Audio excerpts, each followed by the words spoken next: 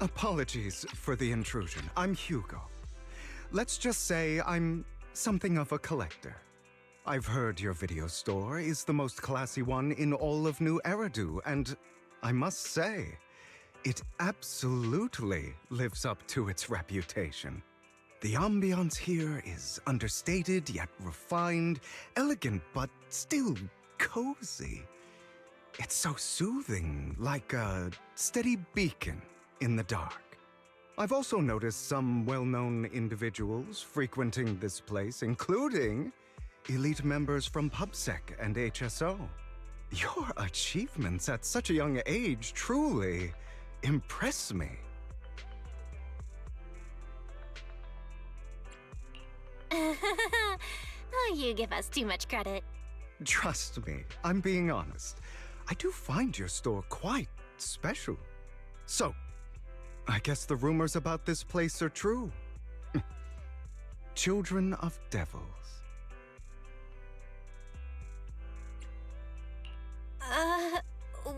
What are you talking about? I'm not following. Am I imagining it? Or do you seem really nervous all of a sudden? Children of Devils is an old movie I've been searching for, but it's so niche I can't find a copy in good condition.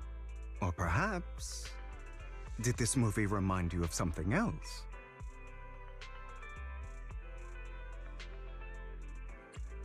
You're imagining it. I'm just surprised there's a movie we haven't heard of. No worries. Like I said, this movie is rather niche. Despite the word devil in the title, it's actually about vampires. I'm sure you already know. Vampires were a popular fictional concept back in the old civilization. Typically, they are pale-skinned, well-dressed, exuding a mysterious and dangerous aura.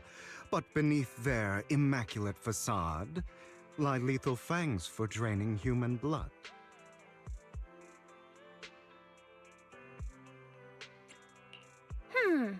You kinda look like one. I'll take that as a compliment. Too bad vampires don't actually exist in New Eridu. Oh, and I don't feast on human blood. In fact, if anything, I'm hypoglycemic. Anyway, back to the movie.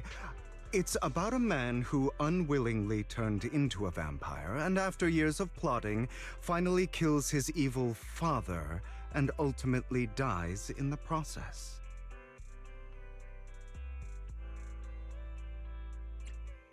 So, it's about patricide. You think so? To me, it's more like a revenge story. The villain just happens to be the protagonist's father. Well, it's a shame you don't have the videotape I'm looking for. I'll just grab a copy of every movie you currently have for rent. No offense, but you're being overly generous. You don't have a hidden agenda, do you? I understand the skepticism, but I simply wanted to express my gratitude for discussing such a niche film with me. Your store is like a collector's gem in itself. Please, consider my payments here as an investment in a collector's prized find.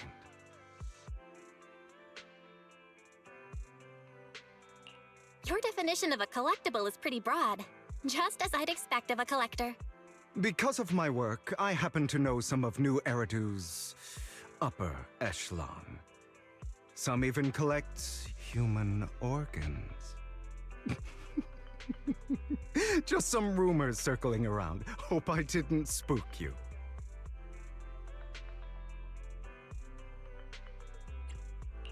That's nothing. I've seen my fair share of crazy stuff. Guess I was worried for nothing. With so many high-profile individuals visiting here, I'm sure you're well-connected and experienced in various fields. Speaking of which, there's a big industry auction coming up. They'll probably have lots of collectibles, maybe even rare videotapes not on the market. If you'd like to attend, just let me know. Oh, by the way, I saw a marketing event at Lumina Square. Looks like there's a raffle going on. Go, check it out if you're interested. Maybe you'll stumble upon something exciting.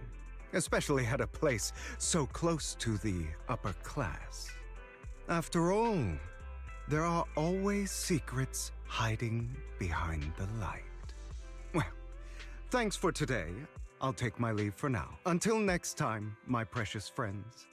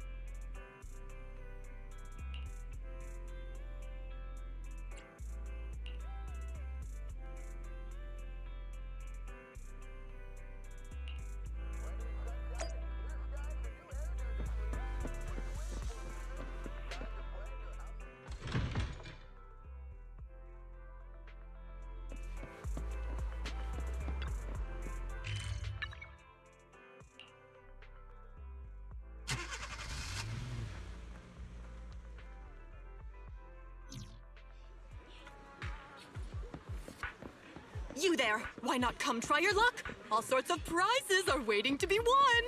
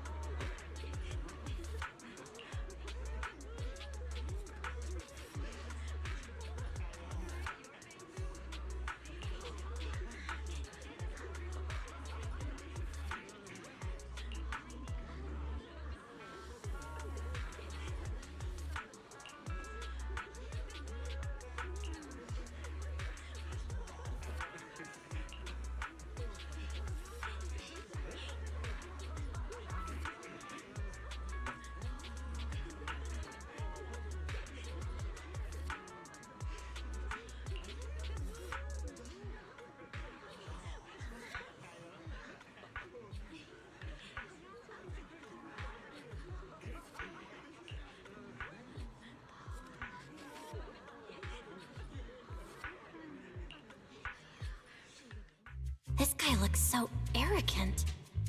Maybe I should take a tougher approach with him. Quit the act. I've seen right through you. You may look harmless, but I know you have a secret identity. Your crafty skills have caused headaches for countless people. Not to mention, you're revered in your field. Everyone knows who you are. Your true identity is a member of the most infamous band of thieves in New Eridu, Mockingbird!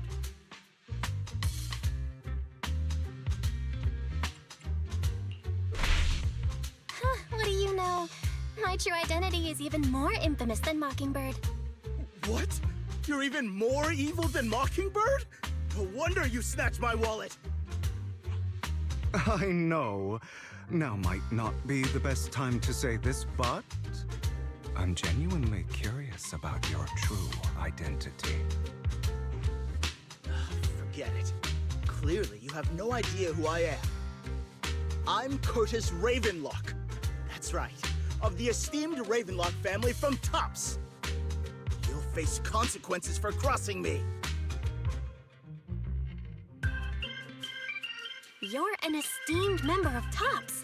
Why join a raffle with us plebs? Offense is the best defense. Seems like you've got that down. I'm only here because my family sponsored this event. I just joined the raffle for fun. It's not like I actually need the money. Anyway, you were the only one next to me when I lost my wallet. It has to be you. Just admit it!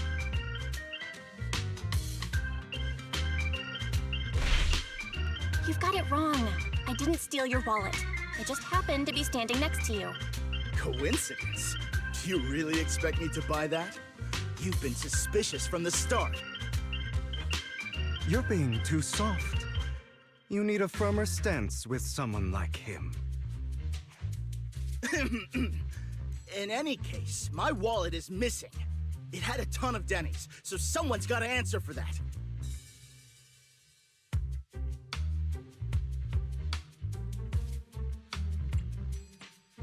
No one's responsible for your wallet except you. Let's be real. You're just trying to shift the blame. You! No one's ever dared to speak to me like that before. Clearly, your accusation is baseless, Mr. Ravenlock. Your outfit, while elegant, shows unironed creases and noticeable signs of wear. You've likely worn it for a long time. Plus, the wet ink on your cuffs suggests that you rushed straight here from your workplace. Likely so you wouldn't miss today's raffle.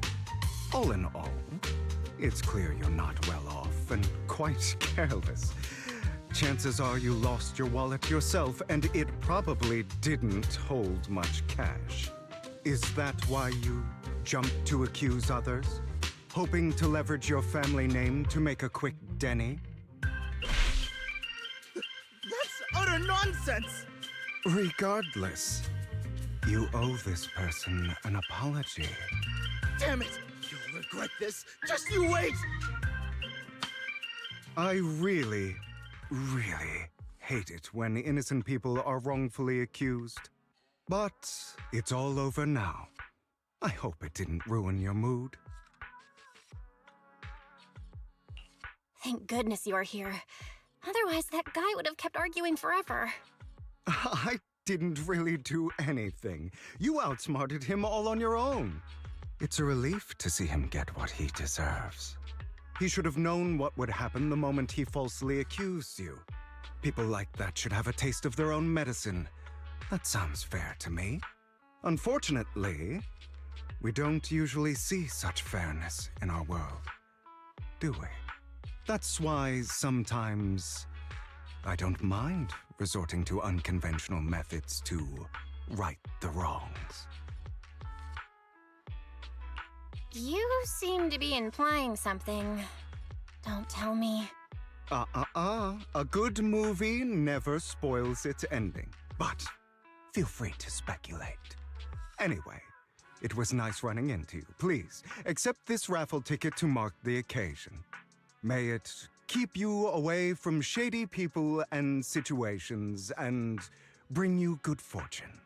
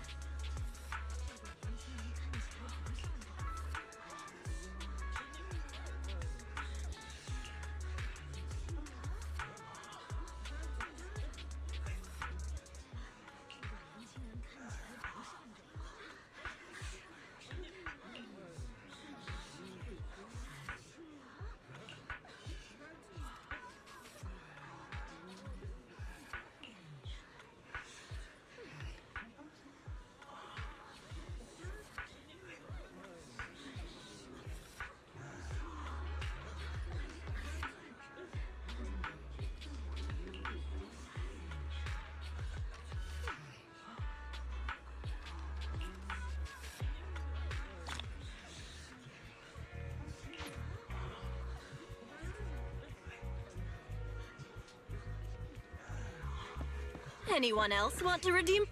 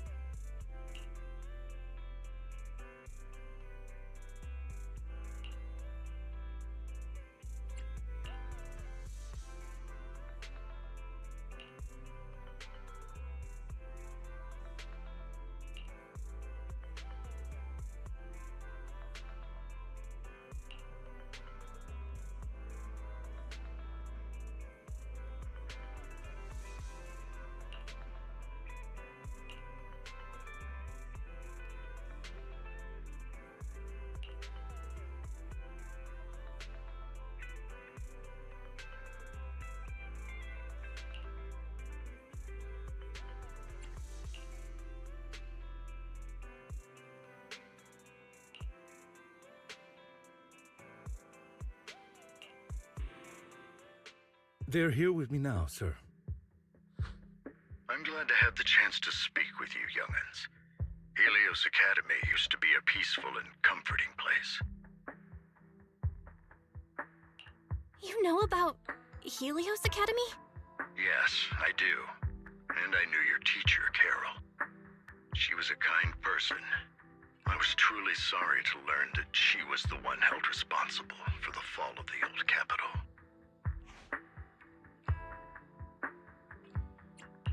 She was innocent. There has to be more to the story. I hope so too. It's just that the fall of the old capital still weighs heavily on us all. But I believe you just got caught up in all of this. I'm sorry for what you've been through over the years. It must be tough. Sooner or later, we'll find the evidence to clear her name. Then I sincerely wish you success. The real reason I reached out to you is to tell you something very important. Something about your eyes. I stumbled upon some of the data Carol left behind. She spent much of her time studying ways to minimize the side effects of your eye implants. Teacher, she was always looking out for us. Yes, which is why I believe this was her final wish. As her friend, I want to see it through. Simply put, your eye implants are directly linked to your brain, and their functionality depends on your body's limits. As a result, the HDD system takes up a part of your body's capacity.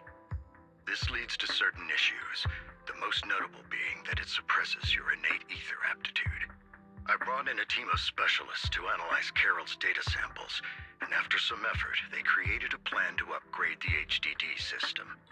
After the upgrade, the HDD system will operate with significantly reduced power consumption, allowing for a substantial boost in your ether aptitude, or rather, a restoration to its original level. Do you mean that once the HDD upgrade is done, we'll be able to enter the hollows ourselves without EOS? Exactly. You'll likely experience some discomfort at first, but you'll get used to it over time. I'll have the specialists from Marcel Group continue monitoring your physical condition to reduce the burden on your body and help restore your ether aptitude more effectively. You're actually sharing such advanced technology with us? Thank you so much. No need to thank me. If anything, you should thank Carol. Furthermore, from what I've learned, the power within your eyes goes far beyond this. That's why I waited until now to tell you. Perhaps the power within you could affect all of New Eridu. But you must understand, power is a double-edged sword. It can be used against enemies or allies. As the mayor of New Eridu, I must ensure everyone's safety. So I hope you'll forgive my caution. I'd been observing you for some time. That said, I'm confident to say that everyone at Victoria Housekeeping speaks highly of you. Miss Bell and Mr. Wise are both kind and honorable individuals. I believe they'll use their power for the right cause. Yeah, they're both good people. Thank you for your kind words, even though we have no idea what this power is. You're not just saying that to get our hopes up, are you? Of course not. It's just that I don't have much information right now. I'll let you know as soon as I do. Well then, I'll let Lycon assist you with upgrading the HDD system. Rest assured he'll guide you through everything. You should be able to follow him with your knowledge. If you would follow me.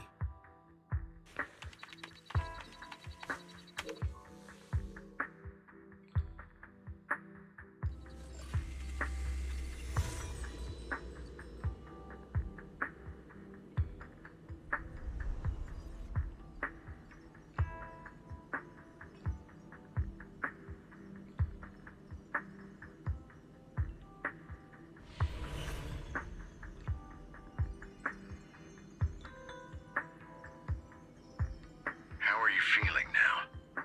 All good, I think. Really? I'm feeling a bit off. Your body is adjusting. Give it time to adapt to the changes. As a precaution, hold off on entering the hollows until you feel better. I see. In that case, I'll sit back and help Belle for now then. It's quite impressive one of you adapted so quickly. Your ether aptitude is now on par with most hollow investigators, meaning you're ready to explore regular hollows. But you must be careful at first. Lycon, Ellen, why don't you two go along? One of the data piles in the hollow near the metro is malfunctioning, and we need a skilled proxy to address it. I'll assign this task to you. Of course, you'll receive fair compensation upon completion. Take your time at the journeys ahead. You've got plenty of time to uncover your full potential.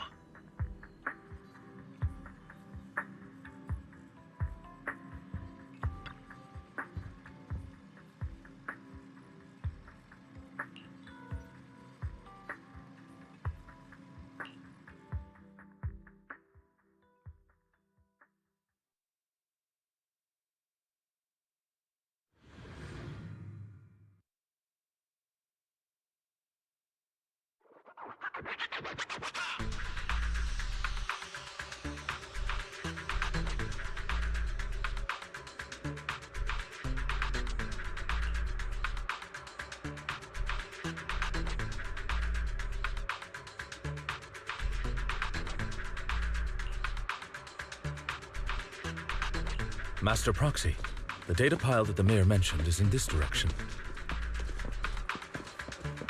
Let's keep moving.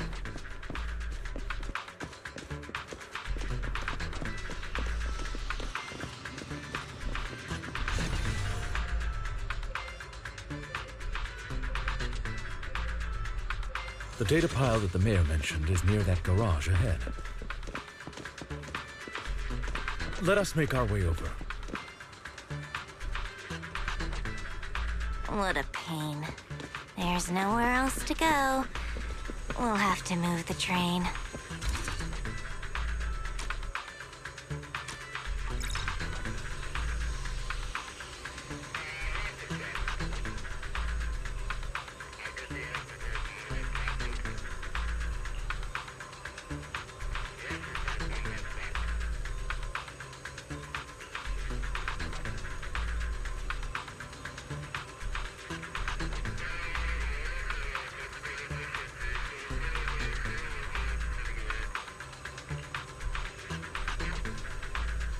We should search for the passcode nearby to disable the laser, and then move the train.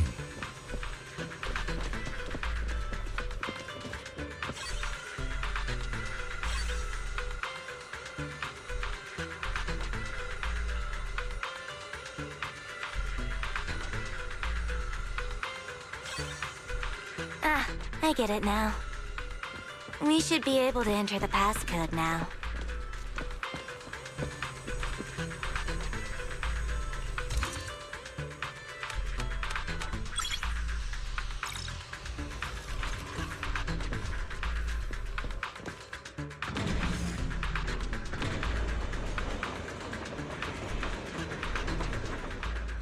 How are you feeling now, Master Proxy?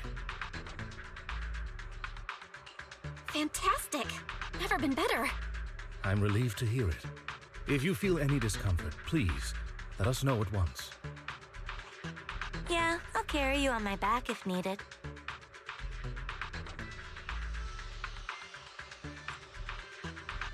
Really? I want you to carry me right now. Let's finish the task first, Master Proxy. You've always had a sharp mind, and now you've got the muscles to match.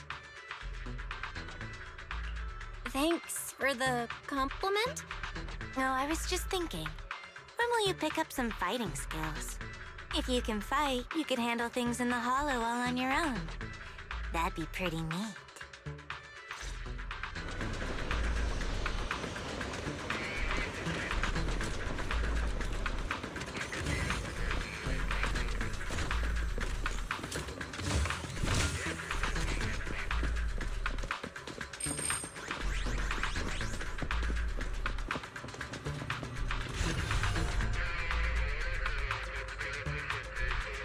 Master Proxy, the data pile is right up ahead. It seems to be guarded, however.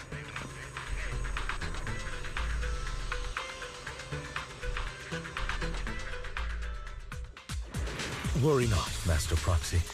We'll ensure you're safe. Thank you. Sorry, I still need you guys to protect me. Looks like I gotta buck up a little. Roxy, you don't need to push yourself so hard. You're already pretty great. Just leave the rest to us.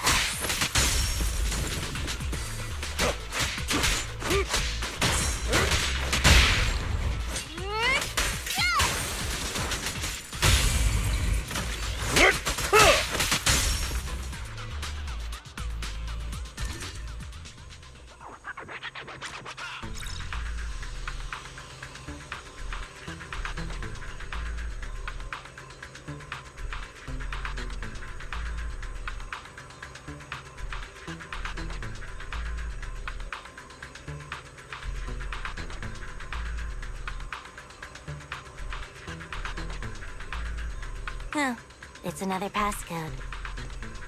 We should be able to find the passcode nearby. Let's keep an eye out for it.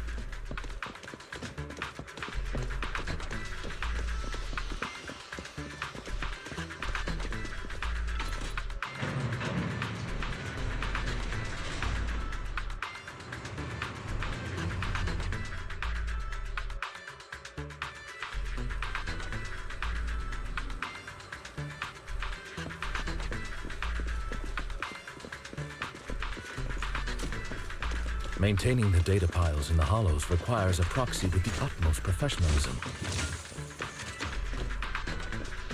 It is Victoria Housekeeping's honor to maintain a professional relationship with an outstanding...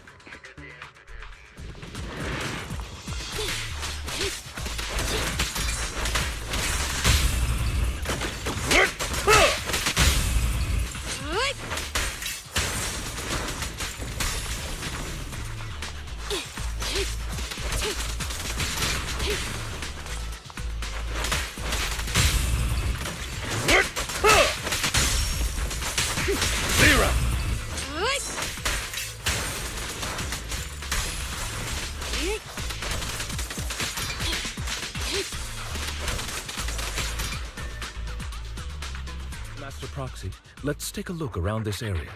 We might be able to find clues regarding the passcode.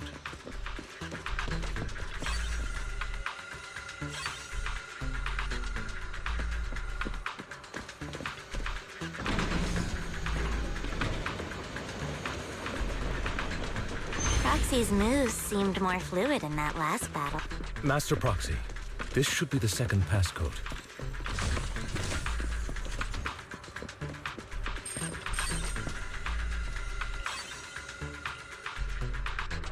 Master Proxy, we've been in the Hollow for quite some time. How are you feeling?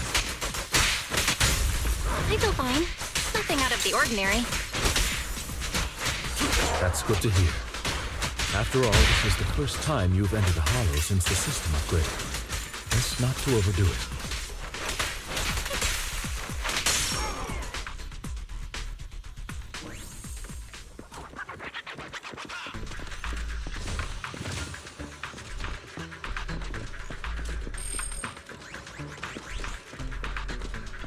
The last passcode is here.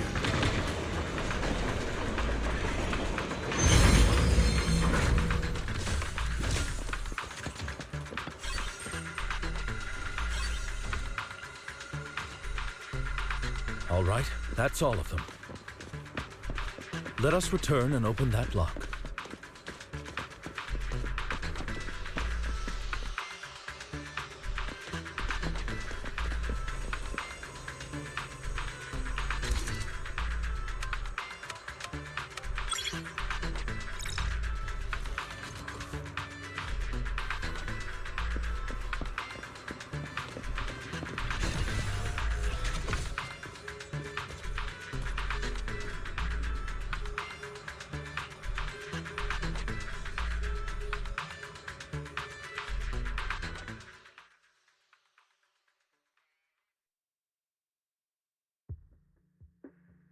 The mission was a success, sir.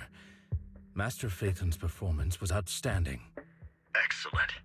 You truly are exceptional. I'll be frank. I contacted you because I need your expertise for an important task. I'd like you to participate in an auction and help me secure an item up for bid. Hold on. Is it the same auction I heard about? The one with all the high-profile attendees? Yes, that's the one. I knew asking you was the right choice. Since you're aware of it, I'll get straight to the point. It's related to the sacrifice you encountered. Sacrifice? Has it appeared again? Remember the sacrifice you took down near the construction site? Public security did some research after retrieving it. It turns out it can maintain its form outside the Hollow and carries human genes. Within it, we extracted a mysterious core. This core possesses the same inexplicable power as the sacrifice, allowing it to exist without relying on ether. However, the core was recently stolen from the most secure lab in New Eridu. We we suspect this is an inside job rather than an external theft. We searched extensively without success, until I saw the auction flyer. The core has been concealed within an auction item. So you want us to bid on it at the auction. But why us? The power of the sacrifice is highly volatile and destructive. We must keep it confidential, at least for now. And I, as mayor, am not suited to participate in the auction myself. Plus, I'm running checks on my inner circle due to the theft. Frankly, there aren't many people I can trust. Don't worry, the funds are covered, and Victoria Housekeeping will be assisting you.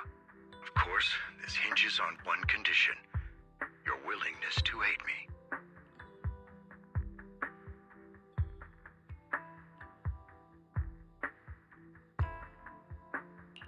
All right, we'll give it a shot. Thank you very much. I knew that I could rely on you. The only hurdle now is the invitation. It's exclusive to Tops, so obtaining one might take some time. I'll handle that promptly. I'll leave the rest in your capable hands. You seem a bit puzzled, Master Proxy.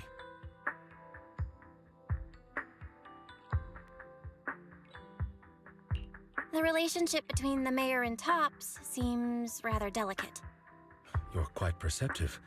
As you know, the roots of New Eridu's governance lie with the Mayflowers, while Tops is a conglomerate of companies. Power and profit often lay the foundation for conflicts, which is why securing invitations could be tricky for us. Things would be much easier if Tops weren't so involved. But worry not, Master Proxy. It may take some time, but we will overcome these obstacles. Now, if you've no further need of me, I'll take my leave. Have a good day.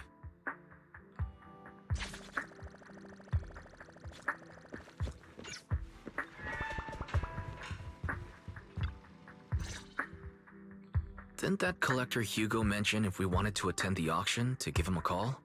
But he didn't leave us with his contact information. Odd, right? If he wanted us to contact him, why not leave a number? Did he just forget? Maybe he did leave us his contact, but we missed it? Come to think of it, Hugo did leave us a raffle ticket, and said something weird. He said something cringy like, "There are always secrets hiding behind the light." Wait, don't tell me.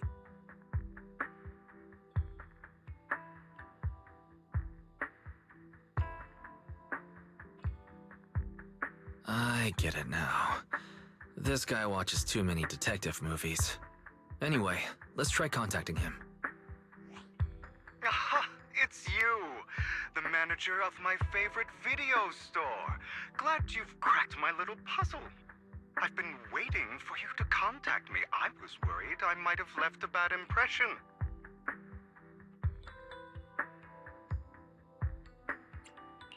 Actually, I have a favor to ask. About the auction you mentioned. Could you secure 2 invites for us? Ah, so you'd like to attend the auction? I'd love to assist, but unfortunately, I have some tasks at hand. But if you two can help me with my current task, I should be able to find time to get the invitations you need.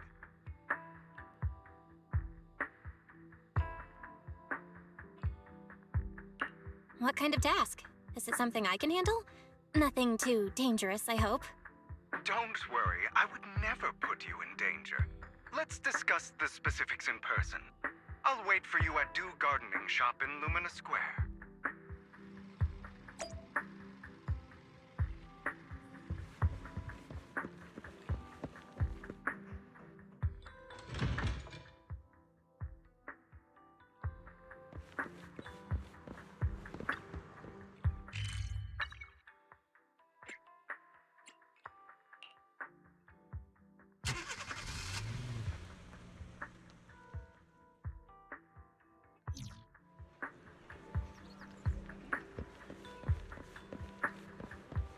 You've arrived, my friend. Punctual as always.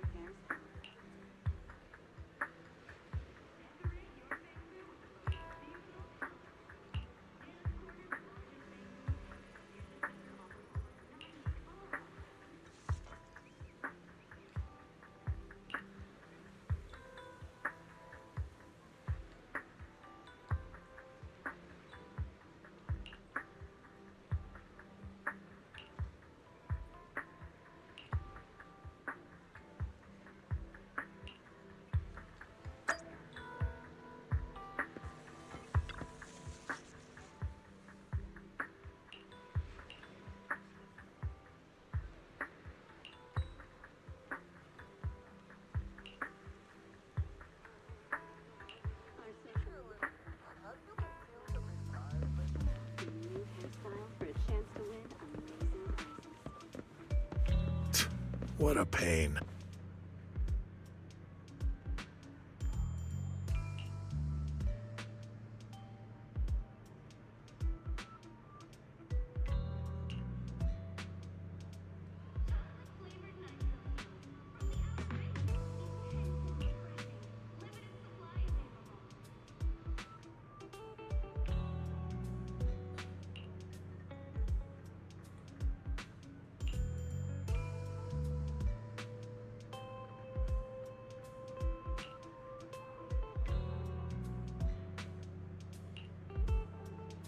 Another waste of my precious time.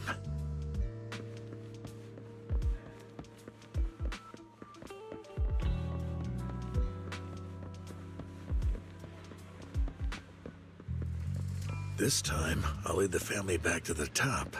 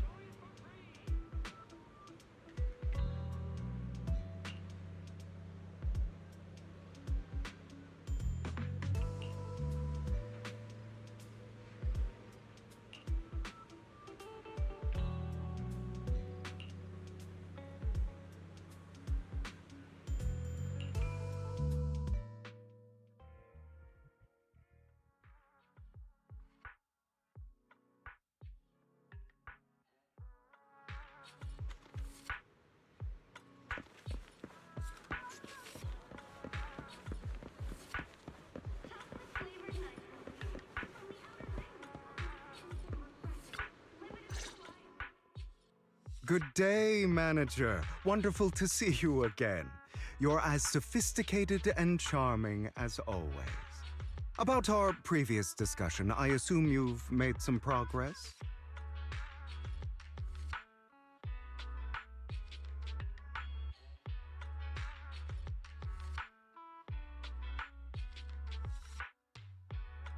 I see. Looks like it's more complicated than I thought. I appreciate your help. Here are the promised invitations for you. One was mine, but I won't be able to attend as I'll be occupied that day. I had to pull a few strings to secure these invitations, so please don't mention where they came from. Otherwise, someone might come hunt me down.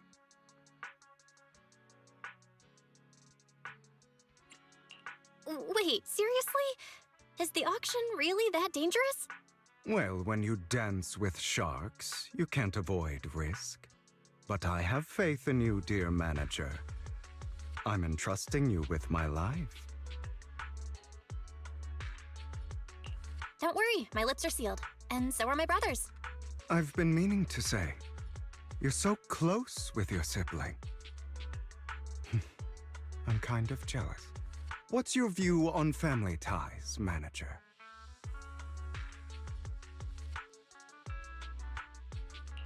It's a bond you can count on. Like, no matter what happens, Wise and I have each other's backs. That's the exact kind of answer I expected from you. How lovely. I once had a half-sister.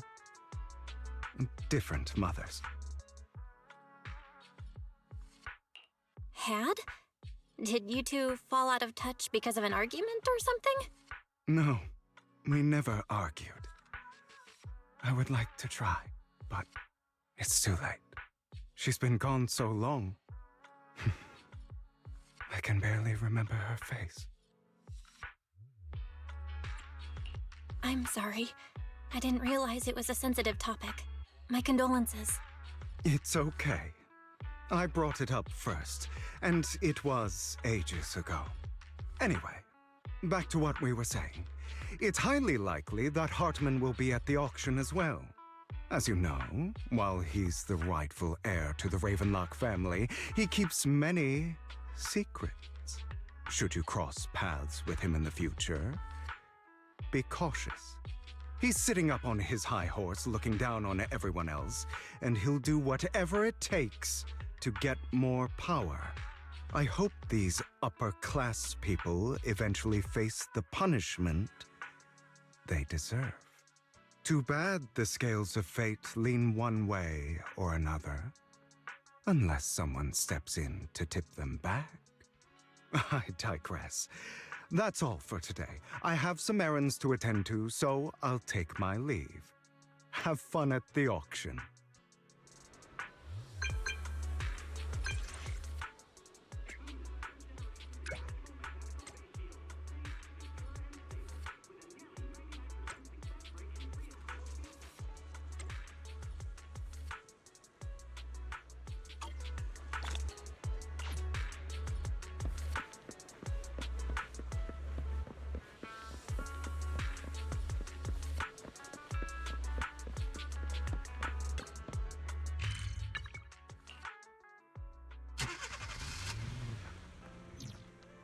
It is a pleasure to see you again, Master Proxy.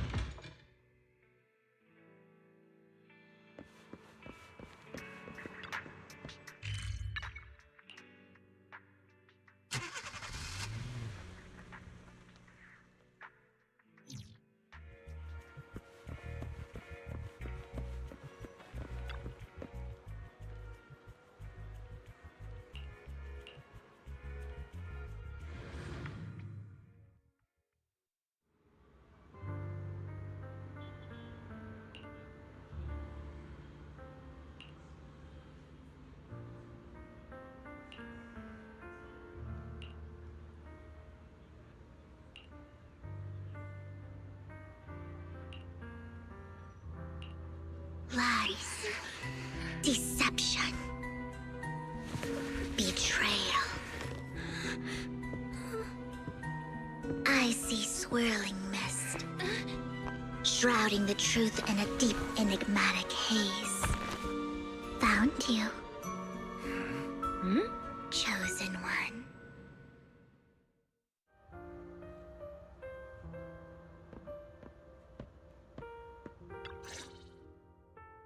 You are exactly as I thought you'd be.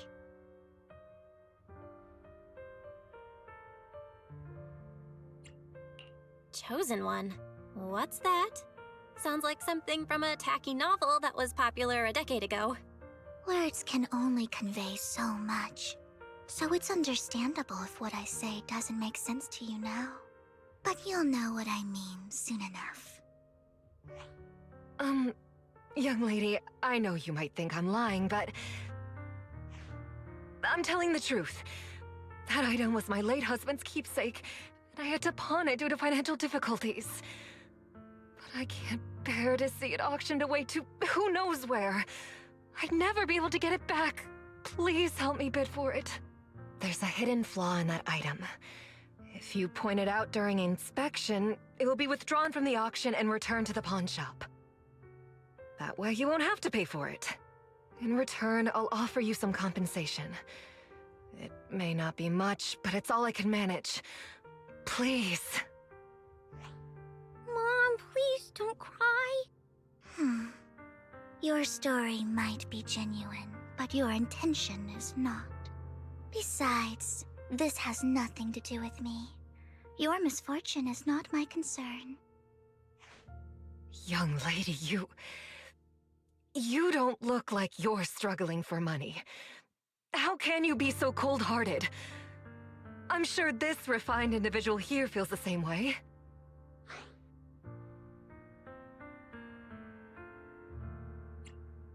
Huh? Are you referring to me? Yes, you! If you're willing, could you please... The auction is about to start. I'm not sure how you gained entry, but I'm sure you don't want to be driven out with your daughter. And you? Here's a little piece of advice. Don't let your sympathy easily sway you in an auction like this. Otherwise, you might get swindled. I'm Vivian, by the way. Pleasure to meet you.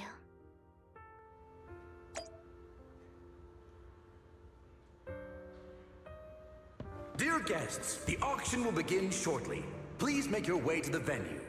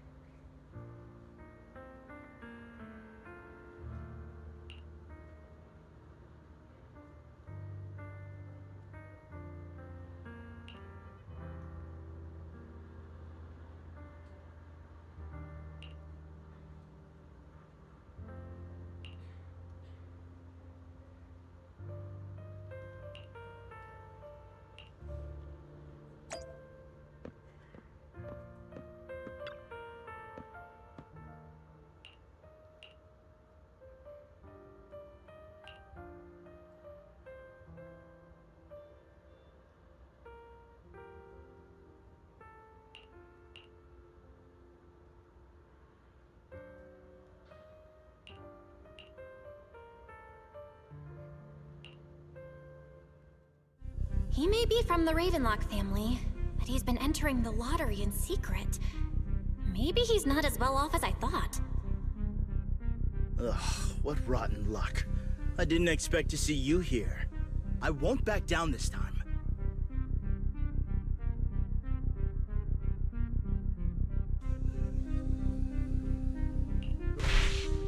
Let's raise the bid a little. How about 10%? Such a small amount, as expected of a commoner. I'll raise the bid by 50%. The start of an auction is crucial. Your opponent is determined to win, so it's best to shake his confidence first. You should just give up already. I'm dead set on getting this item.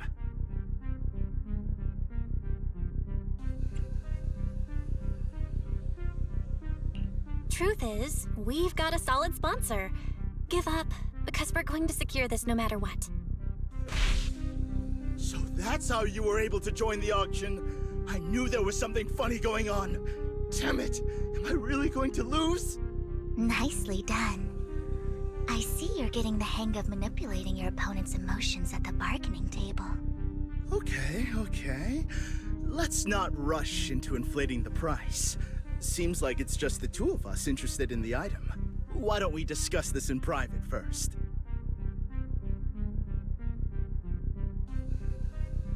No matter what, I won't back down. Ugh, I didn't expect you to be so determined.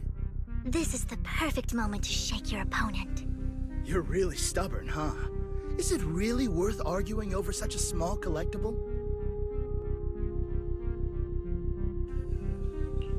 Sure is. The money in our pocket is our biggest advantage. Host, I'm raising the bid. The price is way more than it's worth. Forget it, I'm out.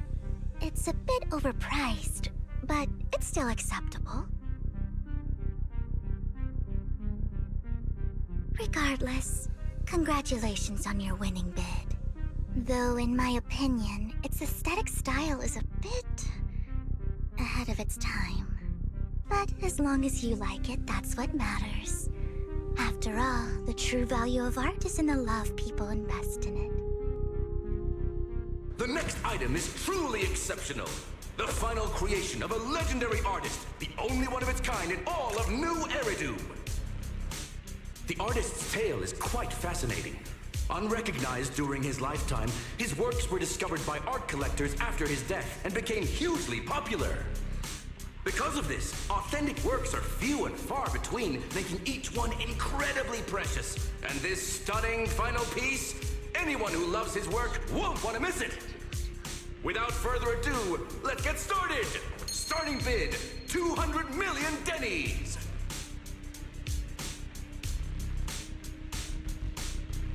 If I can get it for under 500 million, I can still turn a profit. 300 million! If I'm not mistaken, Wise, isn't that the item the woman asked Vivian to bid on? Yeah, that's the one. If our budget allows, perhaps we should. 1 billion. Even if his final piece is a collectible of this quality, starting at $1 billion right off the bat. Since she doesn't have to earn her own money, any bid is just a number to her. Was that Vivian? Wow, she just said, "Don't let your sympathy sway you," then went ahead and bid anyways. Yeah, but she can literally afford not to take her own advice. Ooh, this elegantly dressed lady certainly has refined taste and deep pockets. So, is anyone ready to challenge this young lady? Invest in the legacy of a talented artist who left us too soon. Its value could double in the future. I'd advise against it. I'm going to bid on this no matter the price tonight. This young lady is certainly very confident.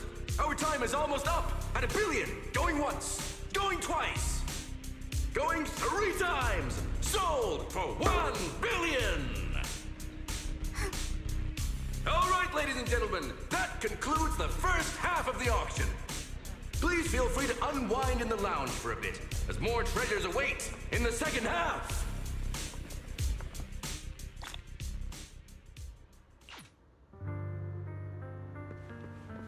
The coffee here is... You have a strange look on your face. Despite her ruthless exterior, she's actually quite kind-hearted.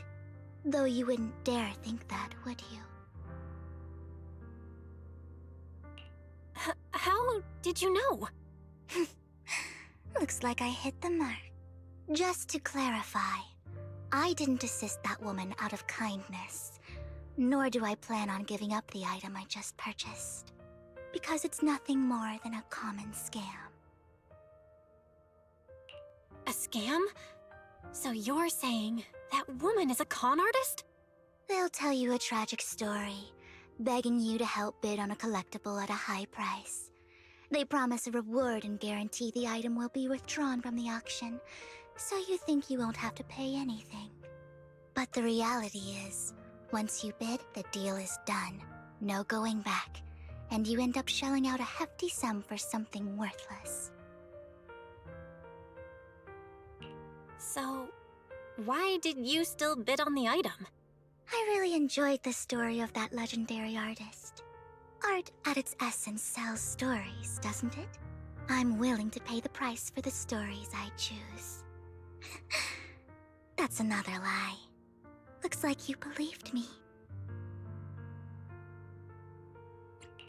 I didn't really believe you.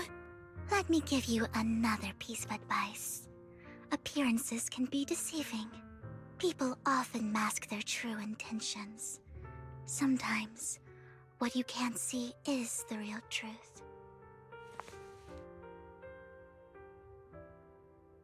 I hope next time you'll accept my invitation, and not that of these pretenders. I'll see you soon, my friend of many secrets.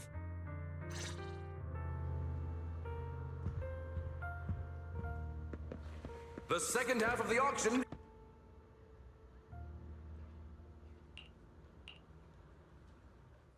Ladies and gentlemen, welcome back! Up next in our auction is tonight's showpiece, the one-of-a-kind Robe of Heroes!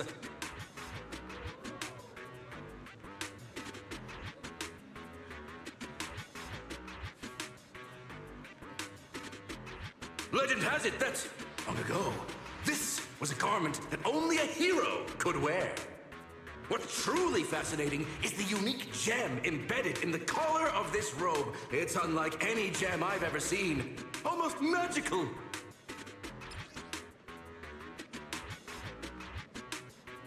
Wise, that gem's probably what we're looking for. Such an important item.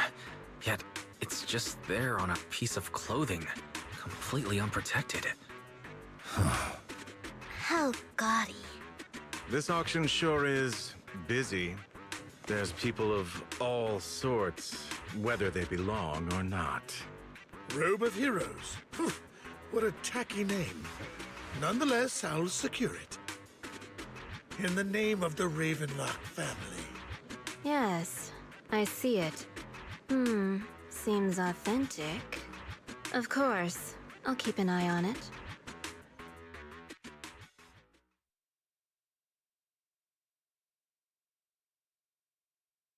I didn't expect this to drag on so long.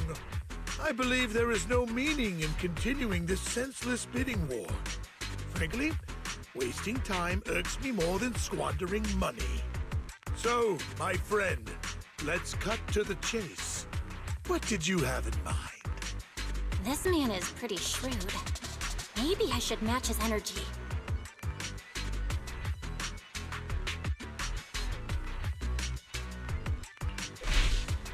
All I want is that Robe of Heroes.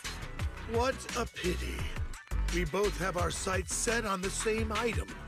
It seems there is no hope of us coming to an accord.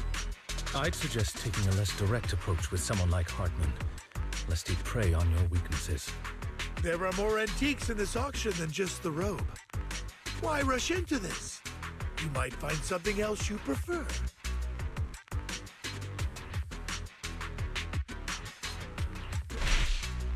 I'm not a collector, so I'm not into antiques. That robe just caught my eye. In that case, how about we strike a deal? All I want is that gem. So, if you cease bidding now, I'll take the gem and you can have the rest of the robe. How does that sound? You called our bluff. The Ravenlock family always gets what they desire. If you have any doubts, feel free to ask around.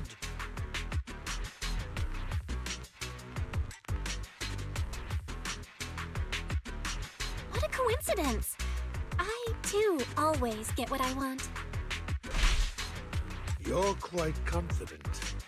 You know when to stand your ground. Well done. My time is valuable, my friend. I've already lost a significant amount of Denny's talking to you. If I offer you a token of appreciation, let's say a hefty sum of Denny's, would you consider backing out of this bid?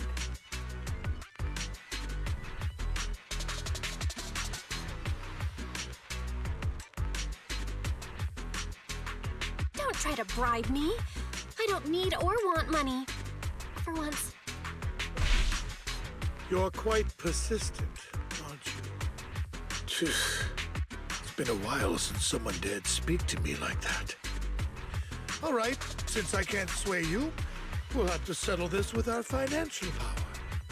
But let me be clear. No matter how high it goes, I won't back down. Oh no. Though the mayor gave us a huge sum of Denny's, I have a sinking feeling it won't be enough to outbid this rich jerk.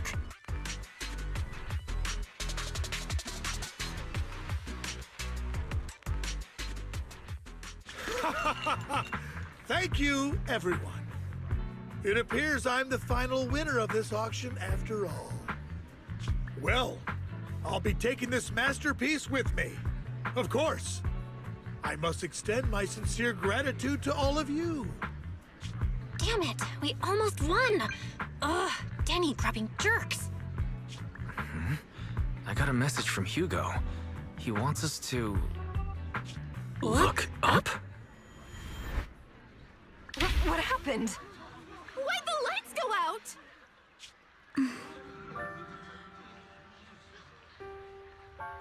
What's going on? The power went out? Mommy! I'm scared! Ladies and gentlemen, welcome to tonight's auction. My apologies for the long and dreary opening. Losers always have a lot to say. That guy looks familiar. Is that... What are you all standing around for? Someone deal with this intruder! How uncouth. I'm simply here to reclaim what's rightfully mine. You! When did you? Well then, tonight's show is coming to an end. I wish you all a lovely evening. Yours truly, Mockingbird. After him! Catch that thief or forget about getting paid tonight!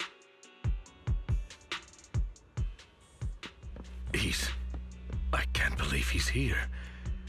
And his target happens to be that core, too.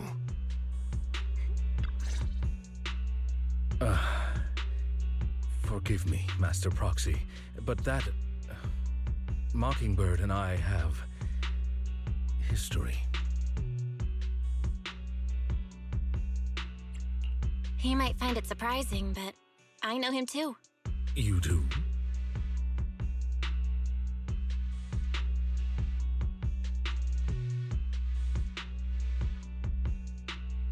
I see. So that's how you know him. Years ago, we founded Mockingbird, the Phantom Thieves Syndicate. Things started off well.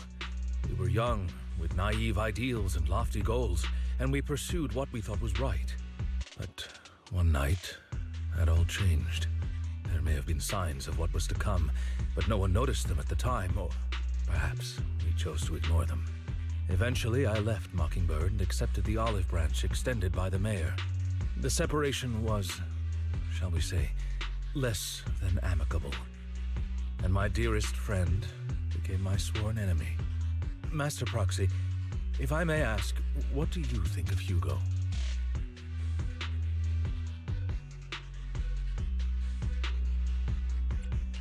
Though he helped us before, and he seems pretty nice, I can't help but feel something's off. He's a part of Mockingbird after all. Mockingbird has changed from how we envisioned it. And Hugo too, No, it's nothing.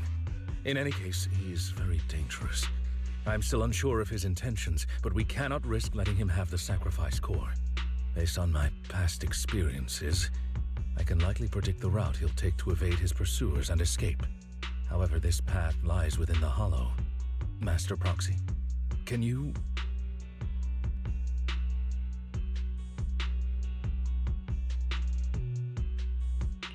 Let's head straight there. I'm feeling super strong right now. Very well. Please, follow me then.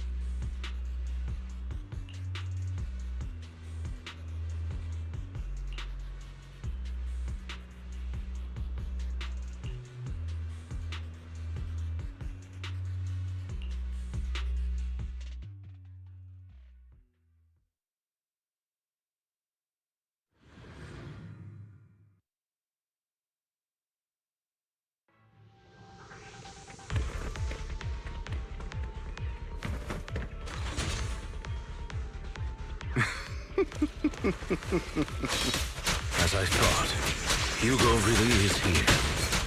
When we were still working together, he would often choose routes that were difficult to attack, yet easy to defend. Master Proxy, the layout of the port is complex. Ethereals may jump out from any corner. Do be extra careful.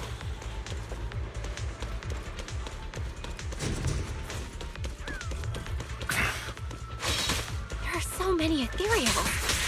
They don't seem to faze him at all. Though I am loath to admit it, that man is quite formidable.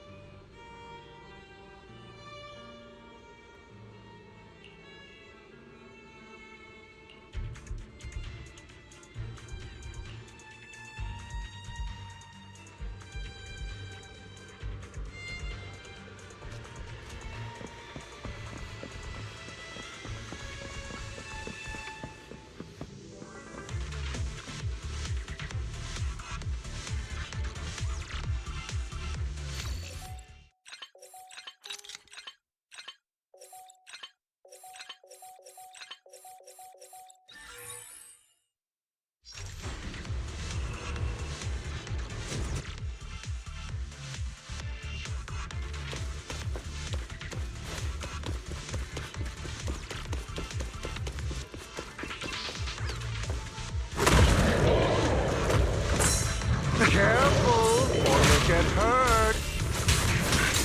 I'm not going to let you have your way. Master Proxy, that's one of Hugo's weapons. Make sure to avoid it. It may look like a coin, but it's actually a dart. He carries around a briefcase filled with all sorts of weapons. Quite the hassle to deal with.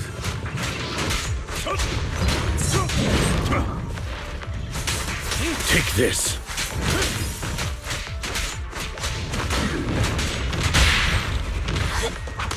Stay calm now. He's extremely familiar with this place. Master Proxy, dragging this out will only be to our disadvantage. Let's proceed through here post-haste.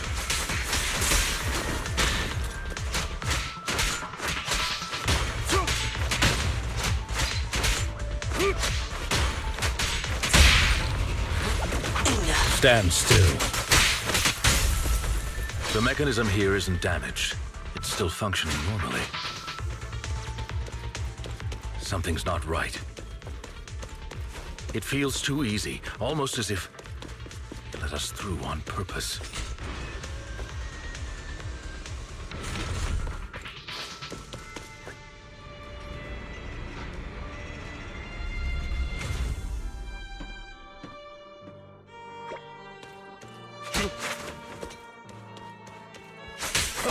Take this.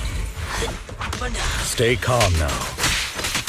What's the rush, my friends? We still have plenty of time. This is one crafty dude.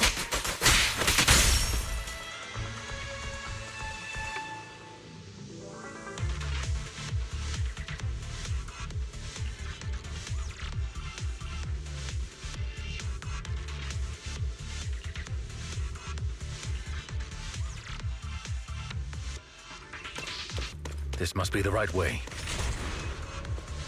Not to worry, Master Proxy. We'll be able to catch up to him soon.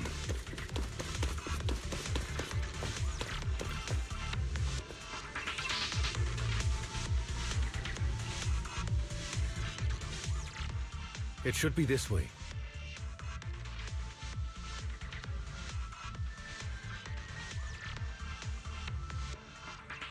Are they from the auction? No, they shouldn't be able to track Hugo here. They're likely just hollow raiders. Back then, Hugo would typically retreat into a hollow after securing the goods. And as his partner, I'd be responsible for leading the pursuers astray. I'm unsure if he has a partner now, or who they might be if he does.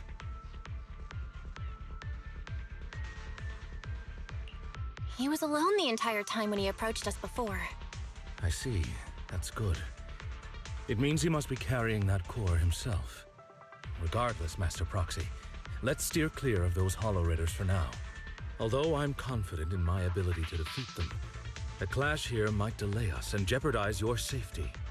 Our main focus now is locating Hugo and retrieving the gem.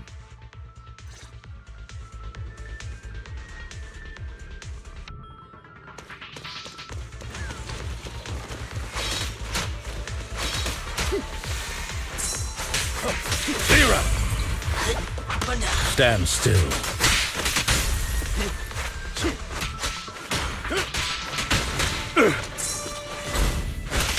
Amateurs. Time to hunt.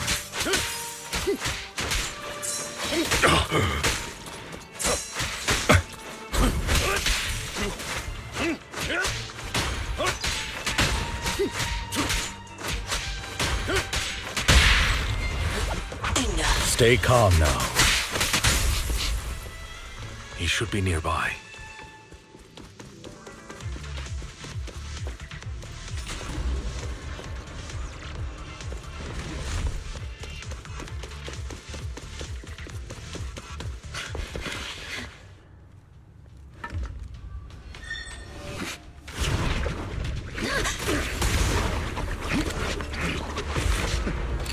Long time no see, traitor.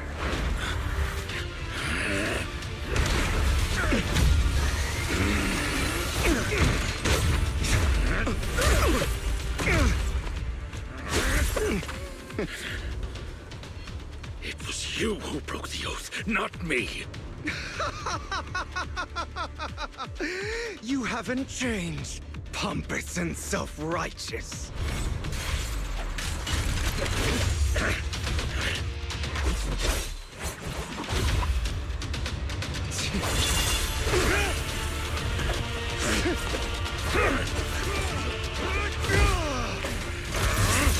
Beyond reason! Both of you! Enough!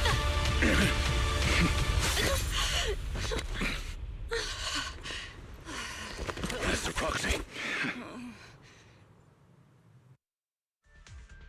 Are you all right, Master Proxy? Any injuries?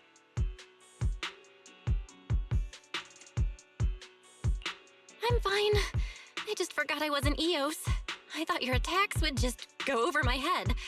I'm not used to being this tall, I guess. Rest assured, Manager, my blade has always been steady. I'll never point my weapon at my allies, especially not you. As for that oaf, he has no sense of control in the heat of battle, even turning on his own comrades. I'd thank you not to spread lies. What? Are you denying it? I merely spoke the truth, didn't I?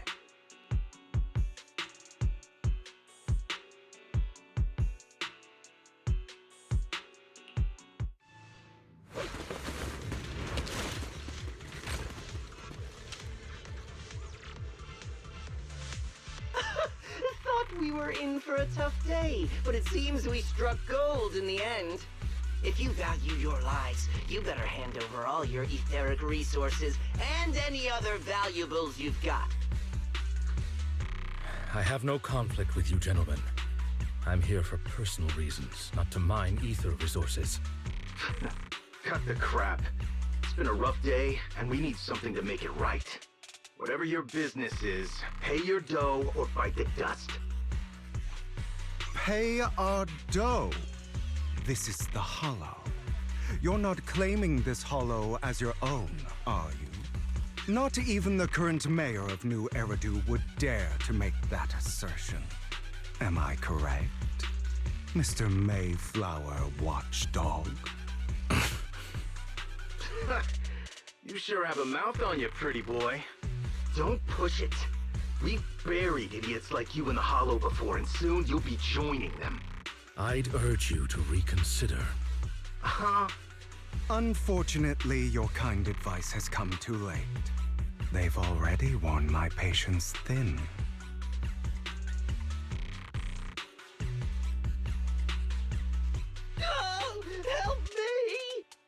scared, then perhaps you should think twice before you act. You've made your bed. Now lie in it. Sorry! I'm so sorry! Please have mercy! Spare us! We won't do it again! Are you quite done blowing off steam? Don't kill them. I'll hand them over to public security once we're out of... Who do you think you are to tell me what to do? They weren't planning to show you any mercy, yet you forgive them so easily. You haven't changed at all over the years, Lycon. To hell with you and your foolish fantasies of being some almighty savior. Haven't you learned your lesson from what happened with your eye and legs? My principles remain unshaken. No one has the right to take another's life. Sinners deserve punishment. Do you know how many lives they've taken? I'm merely delivering the justice the world needs. It is not our place to pass judgment. I know I will not sway you. There's no point in continuing this argument. I will stop you. I always will. Go ahead and try. I will defeat you. I always will. Be prepared to kneel before me, traitor. You talk too much.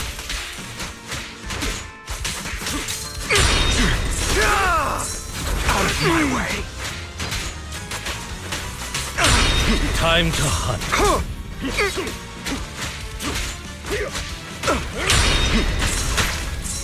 Out of my way!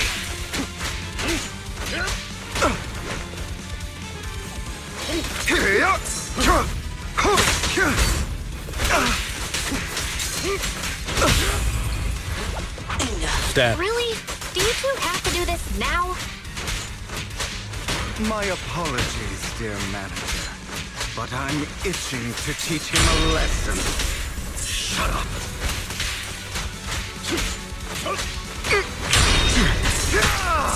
Out of my way! I'll bite your throat out!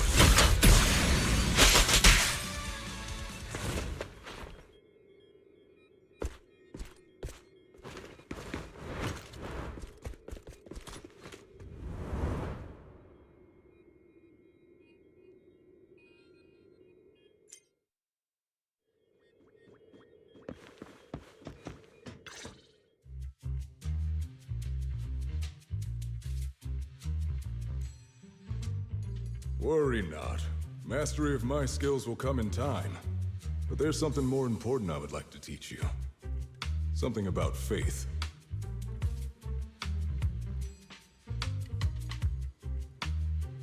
Does a phantom thief even need faith? Of course. What else would we fight for? For wealth, fame, and power to stand at the top, so nothing and no one can imprison us. Isn't that what everyone desires? Or perhaps by faith, do you mean something asinine and empty, like justice, dreams, or friendship? Hilarious. Grow up, Lycon. It's time to let go of your naive fantasies of being some almighty savior. You just don't get it.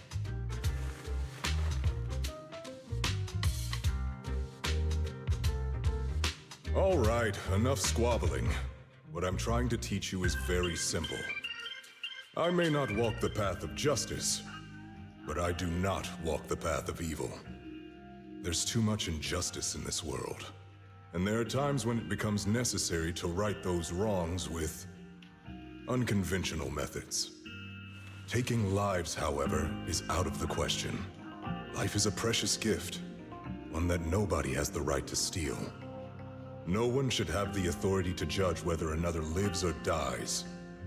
Keep that in mind. I will. You don't seem convinced, Hugo. As you mentioned, this world is unjust. That's why we must strive to bring fairness to this world. Those who cause harm should face consequences, just as those who take lives should. But not all lives hold the same value. Sometimes, you may need to eliminate one if it means saving more. You're too proud. Your pride may lead you astray. I have my own path and beliefs, Jack. I'll determine for myself what's fair and unfair. Hey, watch your mouth. If it weren't for Jack, you'd be dead already. You're a smart kid, Hugo. Skilled too. You could easily take the life of a sinner. However, what if one day you found out you were wrong? What if that so-called sinner were innocent? Could you bring them back to life? I wouldn't make that mistake. To err is human. Everyone is bound to make mistakes. It's good you are open with your thoughts. I just don't want your troubled past to weigh you down. Because your hatred doesn't define you. It only eats away at you.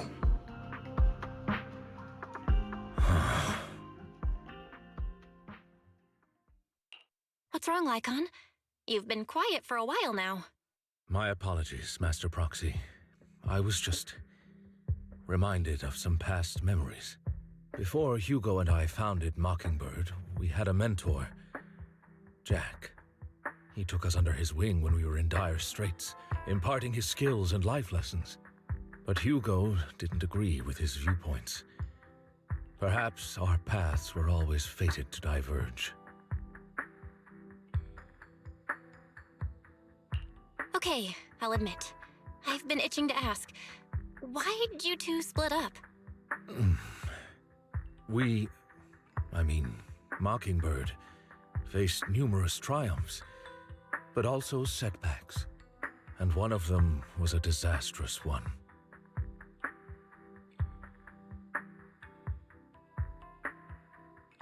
Hugo. You... Was this you? All this? So what if it was? Have you gone crazy? Have you been planning this all along? You'd bury all these lives in the name of vengeance? They deserve to die. Especially my so-called father.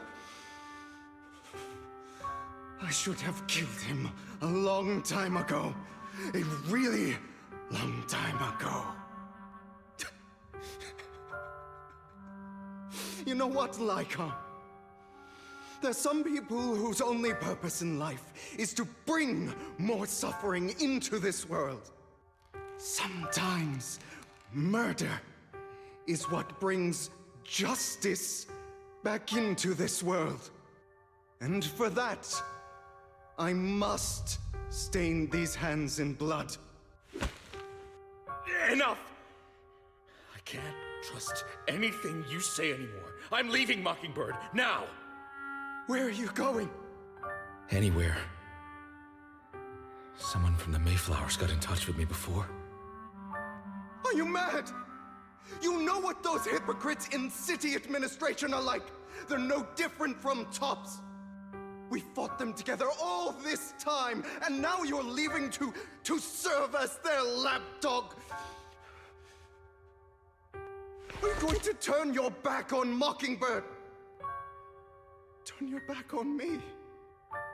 The mayor is different from the others. But it doesn't matter. I'm not going to even try convincing you. As your friend, I'll give you one last piece of advice. Please, stop here. Otherwise, the day will come where your hatred and ambition will consume you.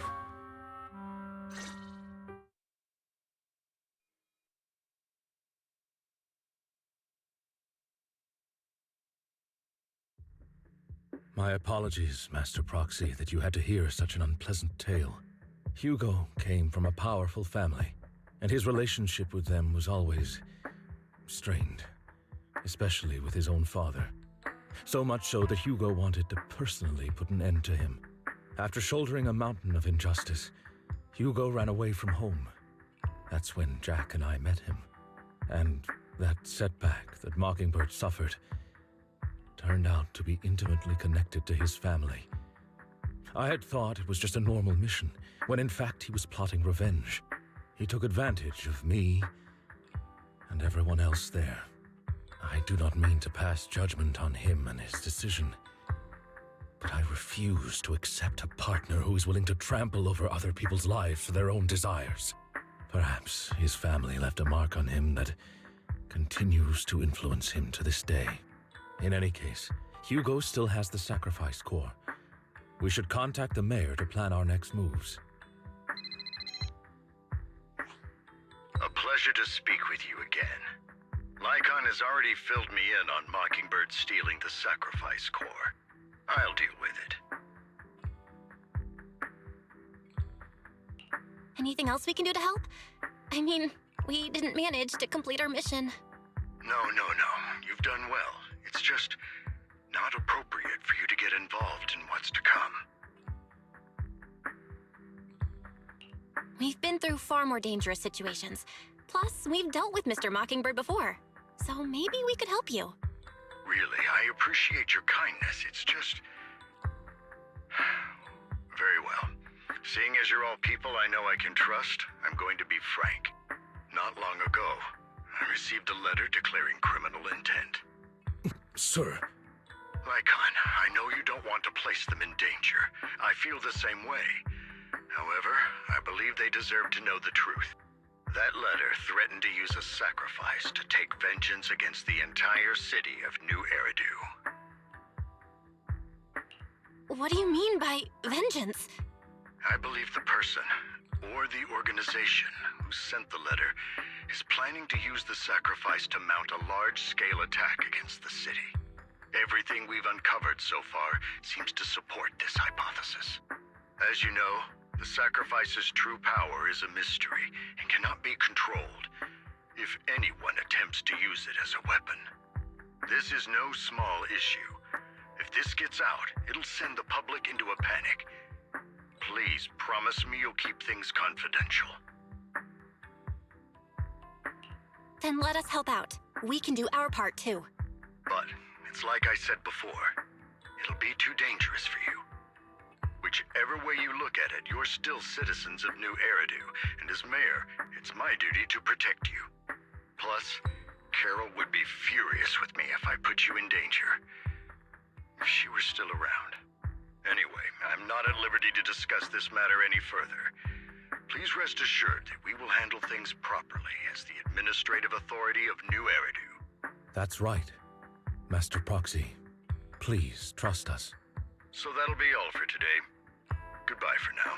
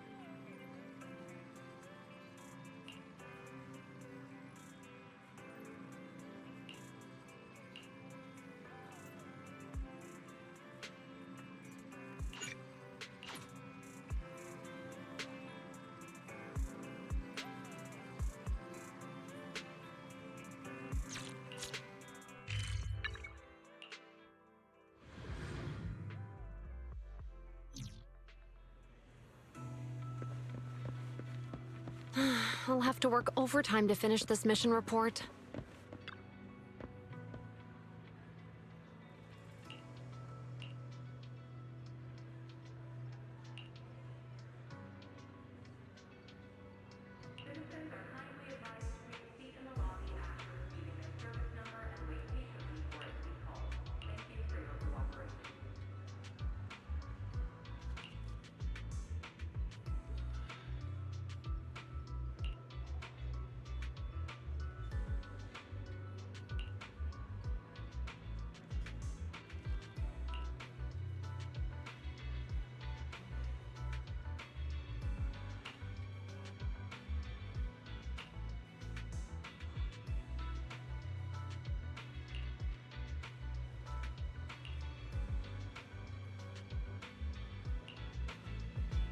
You're here!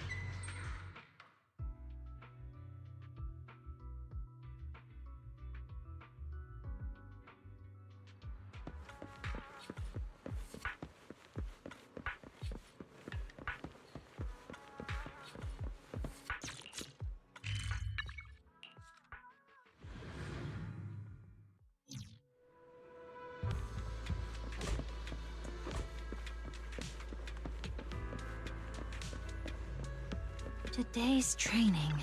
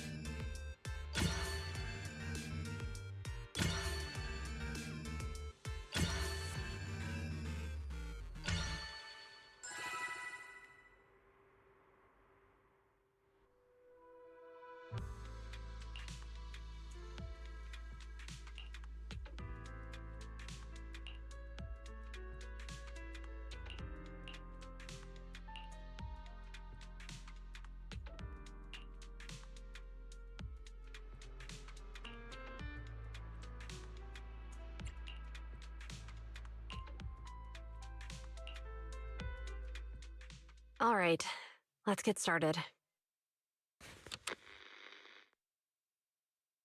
I'm probably not getting out of this hollow, but at least this tape recorder still works.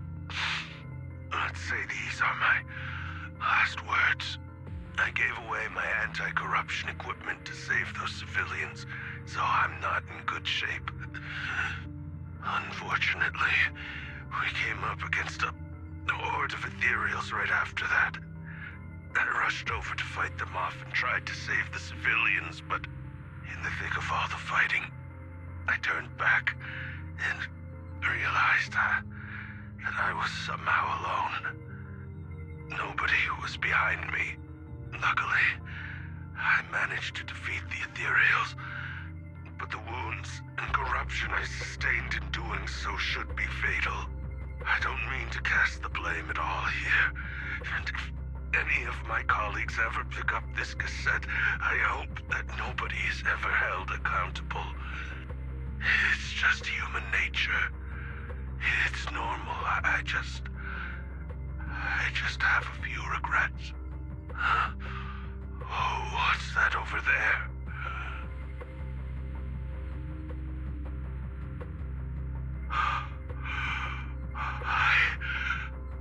I've seen a miracle. Yes, that thing is right. So long as humanity is in constant conflict against the Hollows, we'll never be able to grasp true power. Only by embracing everything. It's the only way. Only by embracing this power can everyone survive. Oh, Creator, please grant me this!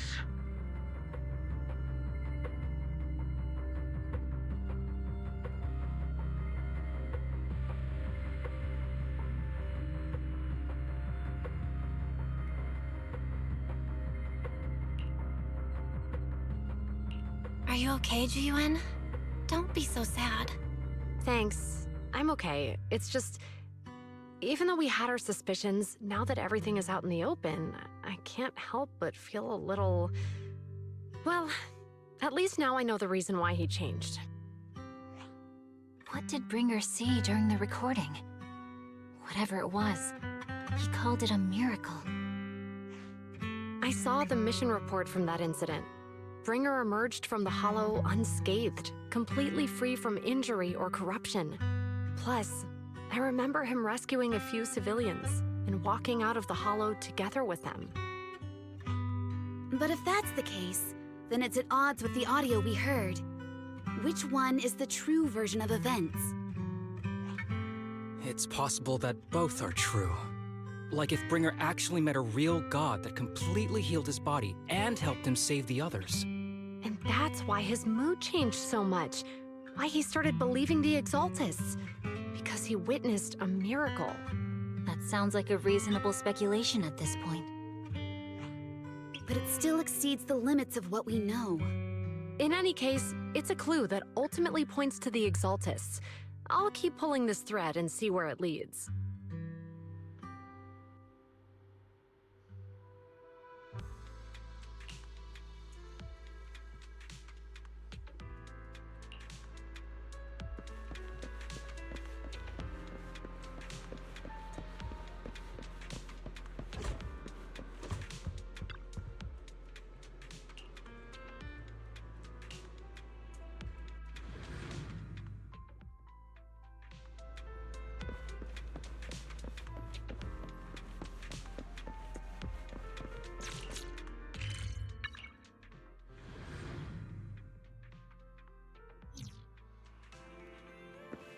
I've been waiting for you for quite some time. We meet again, Master Proxy. I imagine you've already managed to gain some info from the conspirators. About some people who wish to use sacrifice to launch an attack on New Eridu.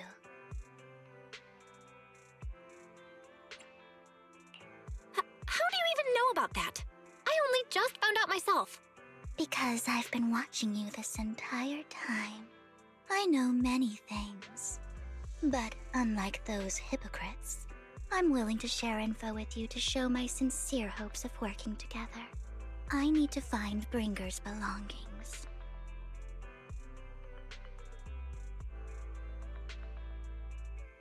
Bringer's belongings. Did he even leave anything behind? Oh, he did. I have complete confidence in my intelligence network. All the more reason for you to work with me. You've probably already guessed, but what Bringer left behind will be crucial for cracking the alleged sacrifice attack. Find it, and we'll finally know what they are after. Who do you mean by they? The Exaltists, of course. They're always lurking whenever something related to sacrifice comes up. Actually, the Exaltists and I, we have a bit of shared history. But no more than that until you officially agree to work with me.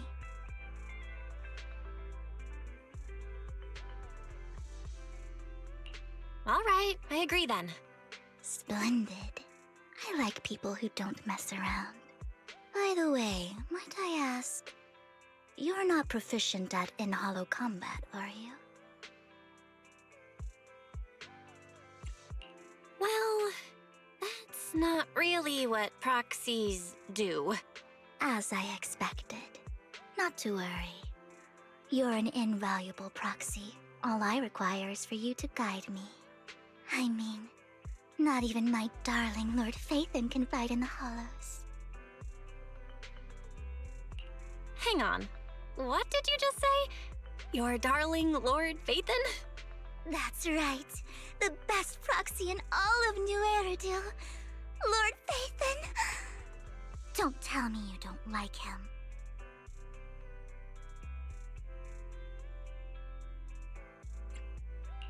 You're probably not going to believe this, but I'm actually Phaethon. You're an outstanding proxy, that's true. But Lord Phaethon's a cut above. No one could ever replace Lord Phaethon. But I know how you feel. You're actually one of Lord Phaethon's fans too, aren't you? So he's your biggest role model in life and you hope to become just like him, right?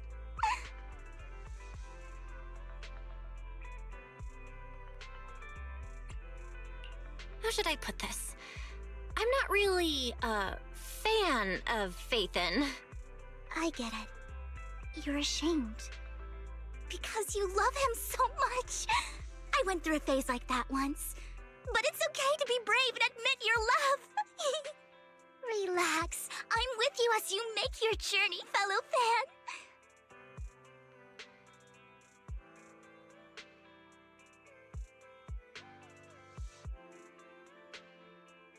Oh my. Once I start talking about Lord Phaethon, I just can't help myself. Look at the time. I suppose that's all for today then. I'll be in touch with more news.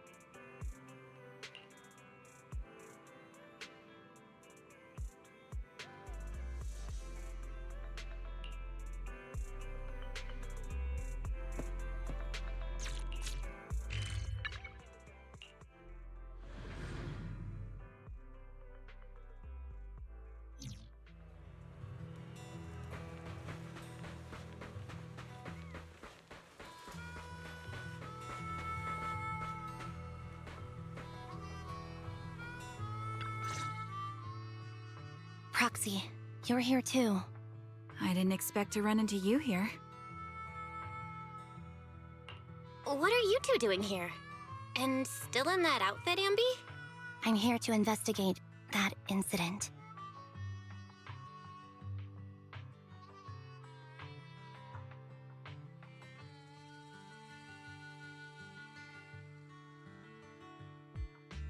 I've recently dug up some clues about the person behind the operation, but my key contact is ultra cautious and keeps demanding me to prove my identity. So, to gain her trust, I decided to meet her dressed like this. Now that everything is completely finished, this uniform doesn't really represent anything in particular. For me, it's just another outfit now. We all have to move on someday. I'm helping her. I want to make sure whoever's behind all this is caught. Ah, and who's this young lady? Her name's Vivian. She's my friend. We're here investigating a few things ourselves. Ambi, one of the Cunning Hair's most powerful members. And Trigger, an Opal Squad sniper. It's an honor to make your acquaintance. You know us? Looks like someone's done our homework. Is it because of the proxy? You two are practically celebrities. And because of my work, I've got loads of info when it comes to anyone with a name around New Eridu. I see. Seems you're handling your work well. Let's prepare to enter the Hollow. Unless you have any further questions, we'll be taking our leave now. You're going into a Hollow? Proxy, you plan on going in like that? Yeah, that's right. I've recovered quite a bit lately, so I don't need any protective equipment in the Hollows.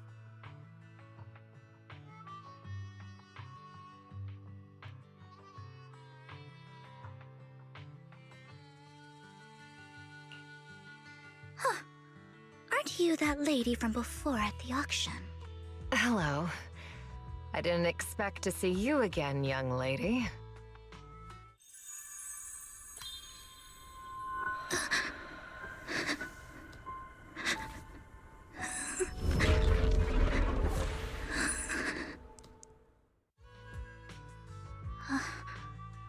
Vivian, are you alright?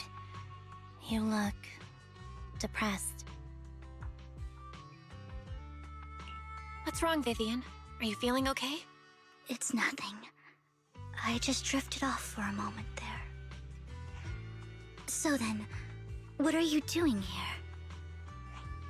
Don't worry. I'm not here to scam you. I'm waiting to meet someone. Don't tell me. You're my contact for intel? That's me. Ambi from Silver Squad, I presume? Pleasure to meet you. All right. I'm going to exchange some information with Miss Ambi here. So if you'll excuse me.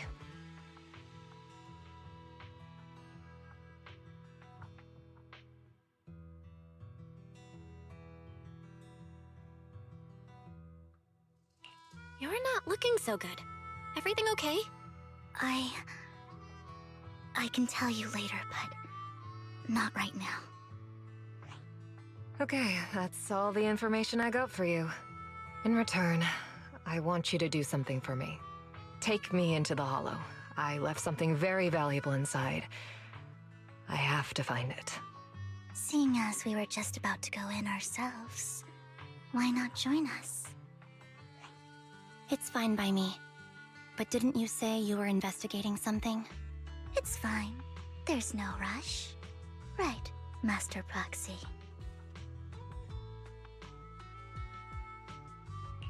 Huh? Yeah. There really is no rush. Sure, let's all go together. It'll be safer with more people, and we'll find your missing item more quickly. Thank you.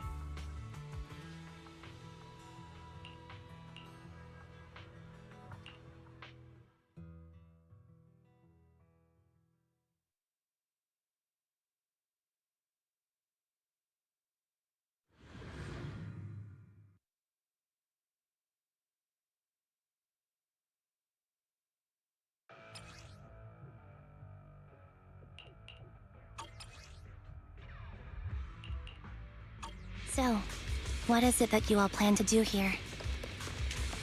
We are here to look for something too. Something extremely important. New Eridu's future may well depend on it. Fall back.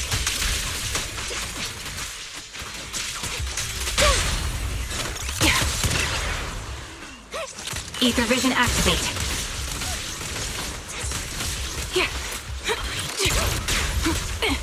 Right on cue.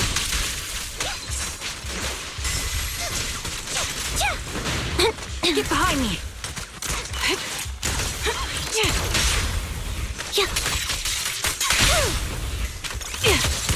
Now it's my turn to ask questions. What exactly is it that you're investigating? Since you're familiar with the name Silver, then you should know that it shouldn't exist anymore. I'll pierce through. What I'm investigating has something to do with it.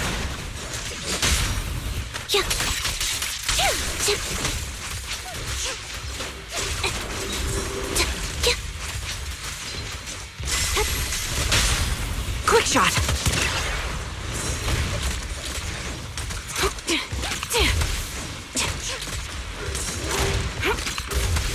The melody of combat.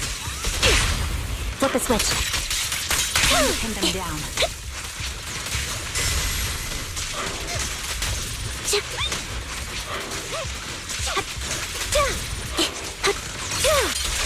Foxy, let's use that fissure to head to the next location.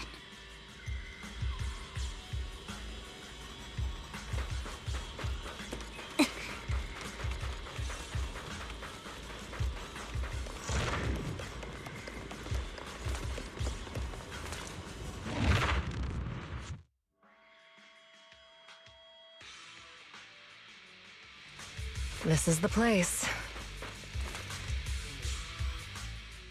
So, what is it that you're looking for? A ring. I was excavating ether here before and accidentally lost it somewhere. Please, could you all help me find it? It has to be somewhere among all this stuff here. Sure, I'll start looking. I'll go with you. I'll stay here with her then. Thanks, but you don't have to worry about me. Go ahead and accompany the others. I'm sure it'll be faster that way. And sorry for wasting your time like this. I know it might sound strange, but I'll be so happy if my daughter grows up to be capable like you.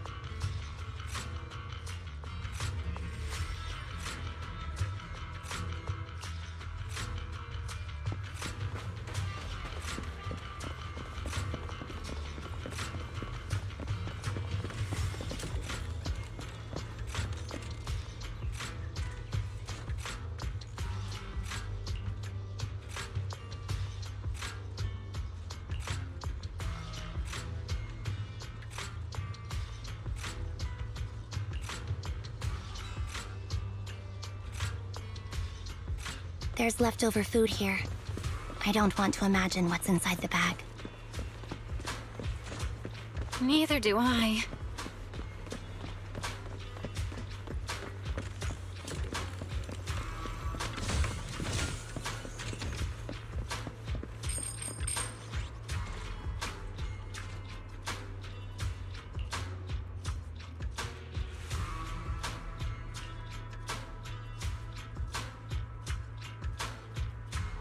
A toy that seems emotionally stable. There shouldn't be a ring hidden in it. It's pretty.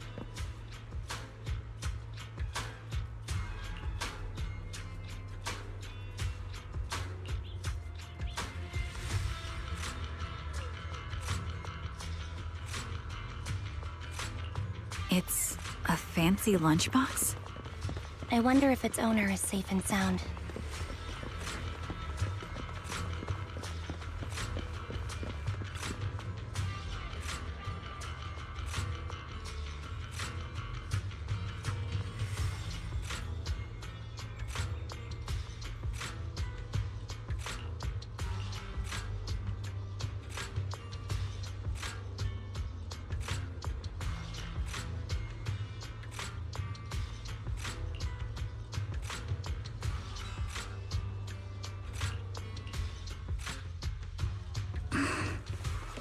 What's wrong, Vivian? You seemed worried for a while now. I'm worried about Sienna. Her location should still be safe. I hope so.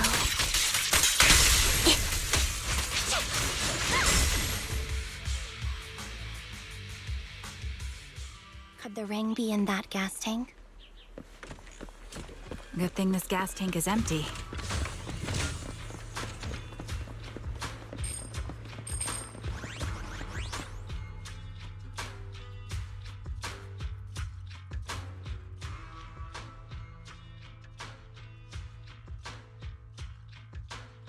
Her vital signs are gone. What happened? I guess this was her final scam.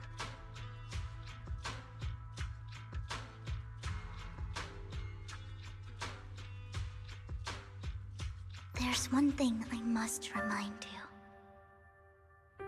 Your time is running out. I'm not sure how you can tell, but you're right. I'm going to die in here. That's my plan. I'm very sick and don't have much longer. If I try to get treatment, it'll just be a burden on my daughter.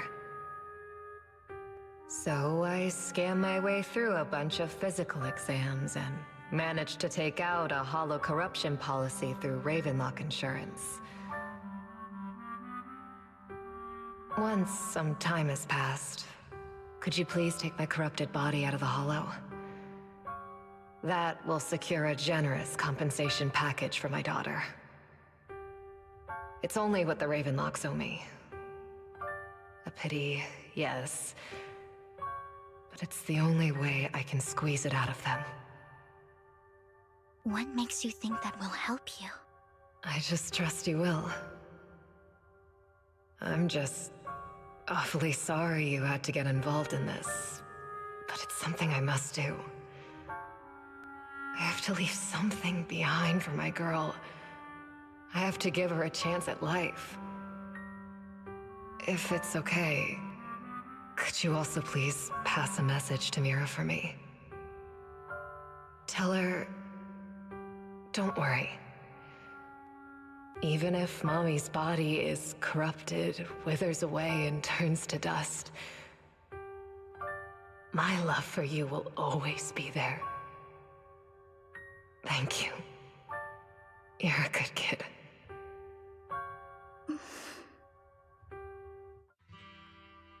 She was betting that we'd help her. So, you were aware of this the whole time? Yes. Because I saw it.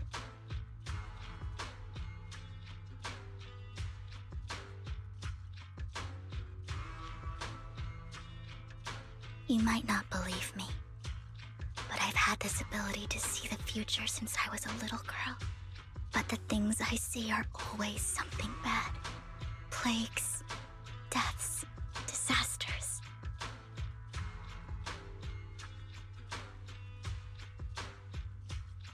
That's all I've ever been able to see. It's all that kid's fault! She's seriously jinxed. I always try to avoid her. Otherwise, she'll say something rotten that ends up coming true again. Prophecies, she says. Like she's not the one bringing the bad luck upon us. It wasn't me. I didn't do anything. Sorry. I'm sorry. What good is saying you're sorry? Things like this keep happening every time you open your mouth! How unlucky. She shouldn't be here. Nobody wants her around. If only she would just disappear. I just wanted to warn you all. I'm sorry.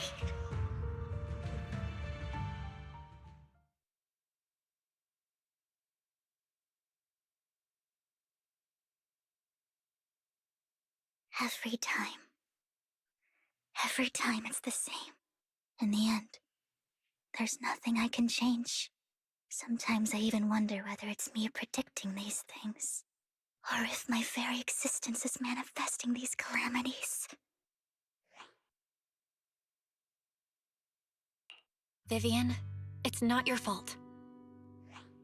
You were just trying to be kind and warn them about impending disasters. I can tell it's never been easy for you. Thank you. No matter what. I just hope she finally gets to rest in peace. I hope no misfortune, whether I foresee it or not, ever happens to anyone.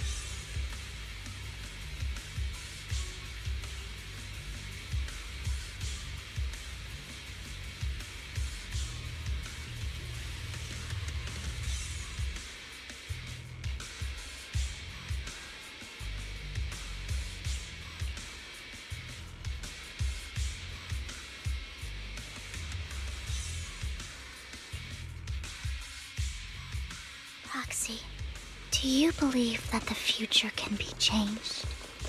Whoa, that's kind of an... In my memory, this has happened countless times already. Why can I only see these misfortunes? Why can't I even have a sliver of happiness?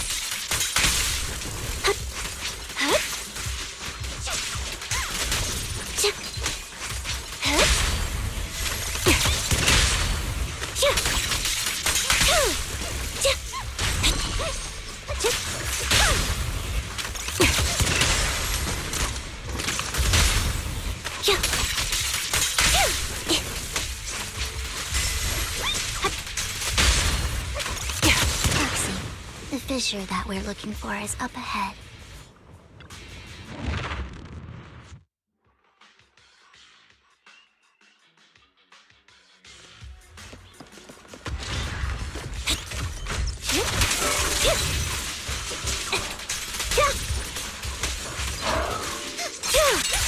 you pay. Wide open. Loyalty. The target's weary. Recalibrating. This bullet will reach its mark. Right on cue. Fire support ready. Time to pin them down. The target's weary. Ether vision activate. Time to pin them down. You're in my sight.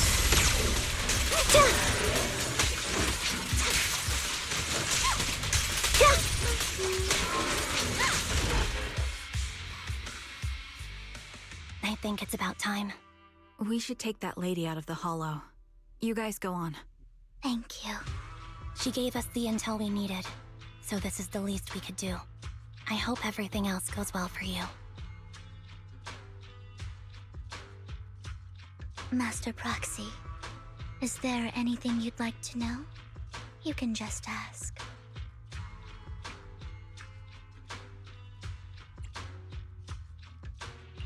I'm curious about your story, Vivian. But we can talk more once you feel ready. Don't worry, I can wait. You're the first person to ever say that to me. I'd be happy to share my story with you. These premonitions I see are not within my control, and they always come to me in a flash, like a flood of images in my mind. Most of the time, I see death, disease, accidents, and disasters. Of course, there are also some non-fatal mutilations. But every time, without exception, they end up happening. And I can never prevent or change them. That's all I have to say about it.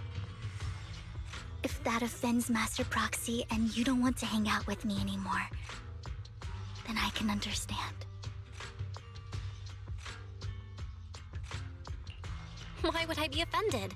That's just who you are, Vivian. Besides, we're friends. I've always considered this ability as a curse.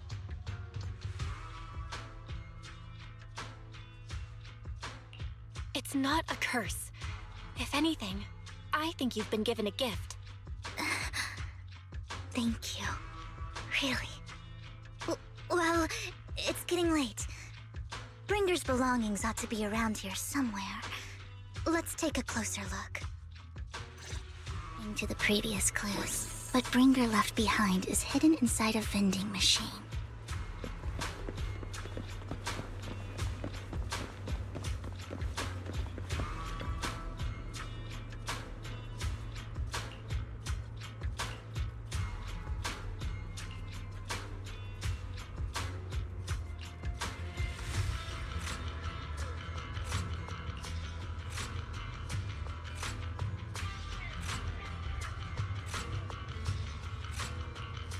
Looks like it isn't in here.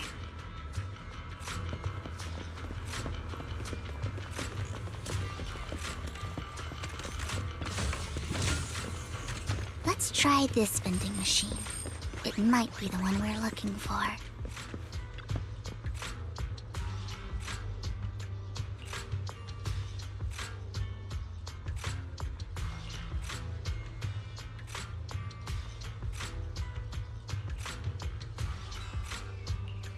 Strange, there's nothing in here.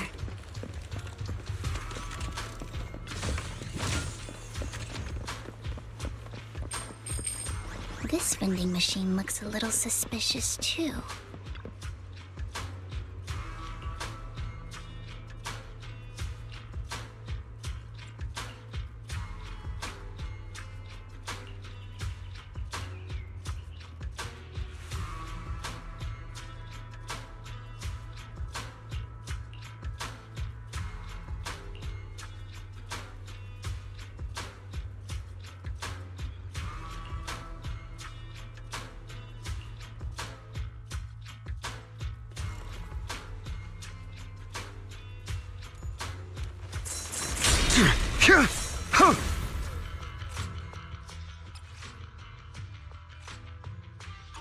This is it.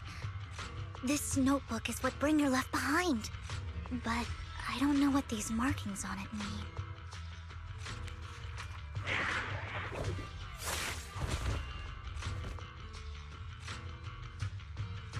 Well, hello, Master Proxy. It's been a while. Oh, don't give me that scandalized look. I did just save your lives. I would have protected the proxy even if you hadn't appeared. I'm sure of it, but I happen to be in the area. Worry not, dear companion. I have complete confidence in your strength. Hang on, did you say companion? So you two know each other. Apologies. I didn't have a chance to mention it before. I'm actually part of the Phantom Thief Syndicate, Mockingbird. That's right. I was only able to slip in during the auction thanks to some help from Vivian backstage. So, the whole time, you were only bidding on the collection so you could get backstage and mess with things? I warned you before. You can't rely on appearances. Don't worry, Master Proxy. We don't have any ulterior motives here. As you've probably heard, Mockingbird is a renowned Phantom Thieves syndicate in New Eridu that, despite its longevity, has managed to maintain the secrecy of its members' identities to this day. So, disclosing our identities to you is essentially the highest sign of good faith that a Mockingbird Phantom Thief can show.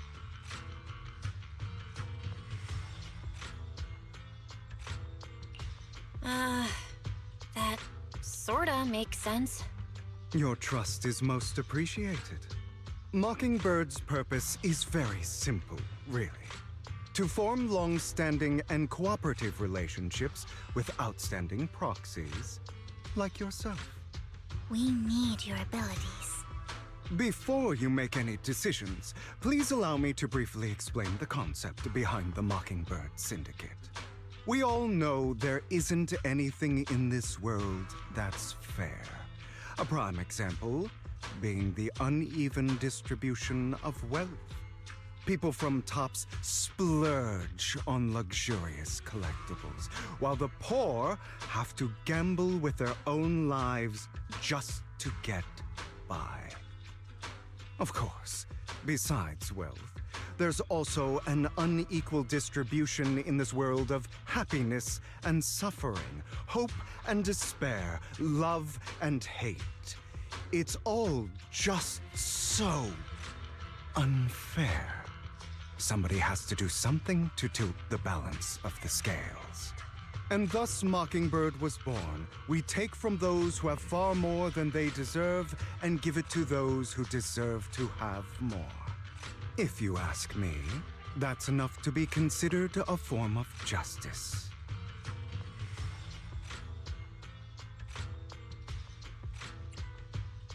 I don't really agree with this form of justice.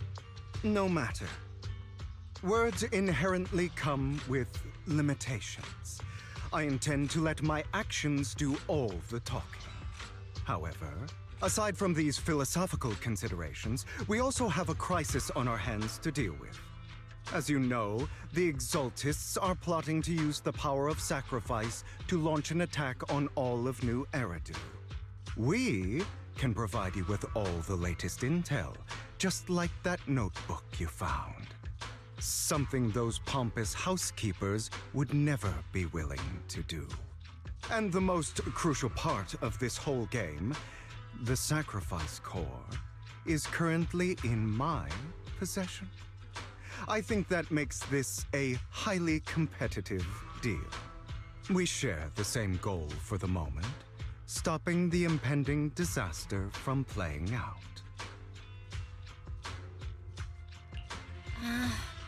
I need some time to think about it. How about this? If you still have misgivings about our upcoming cooperation, then why don't you bring Lycon along with you? He's got the support of the mayor's office behind him, and his presence alone is enough to keep me in check. That would put you more at ease, right? Of course, you're welcome to bring some other friends along. provided they aren't from public security or HSO.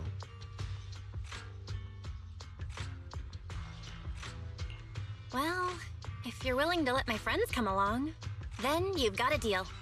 Great. It's a deal. By the way, Proxy, this is for you. Consider it a souvenir commemorating our first time working together. For now, we'll carefully look through the contents of that notebook. I'll contact you if anything comes up.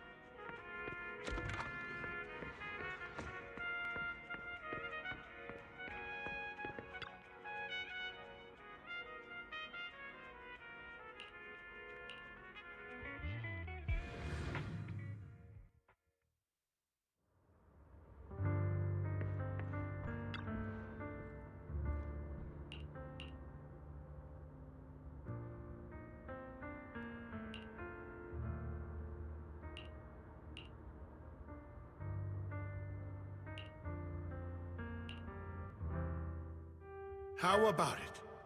Will you work with me? Correct.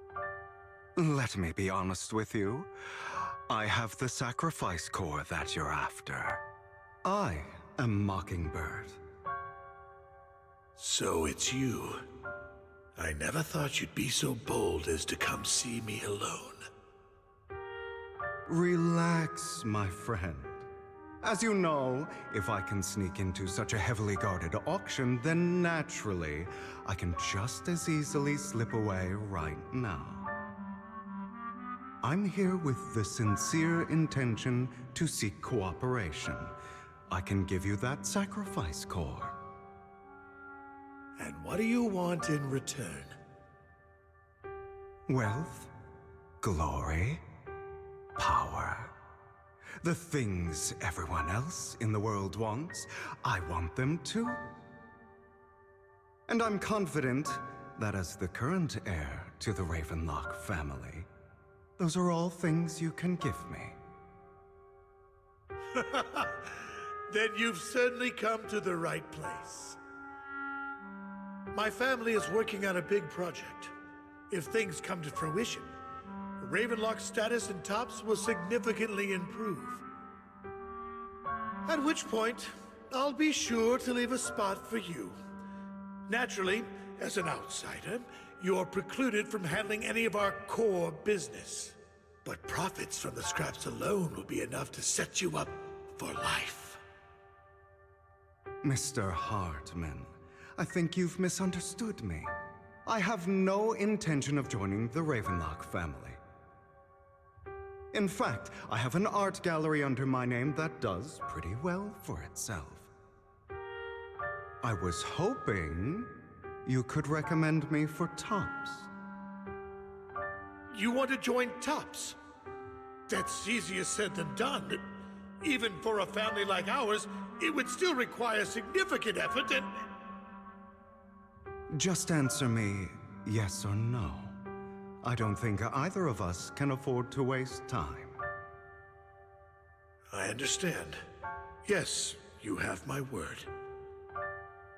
But in exchange, you'll have to give me the sacrifice core first. I'm sorry, but I'm afraid I can't. I've already hidden it somewhere safe, a place nobody else but me knows. You don't want to put all your chips on the table when dealing with Tops. I know that far too well. Then that means I also need to keep an eye out when working with the infamous Mockingbird, right? Mr. Hartman, I should remind you that I stand before you undisguised. Coming from a phantom thief who's never publicly revealed his identity, shouldn't that be sufficient assurance? If I betray you, then you merely need to lift a finger to wipe me from the face of this world. You do make a valid point there. In that case, you have a deal. I appreciate your trust. Why don't we celebrate our new partnership with a toast?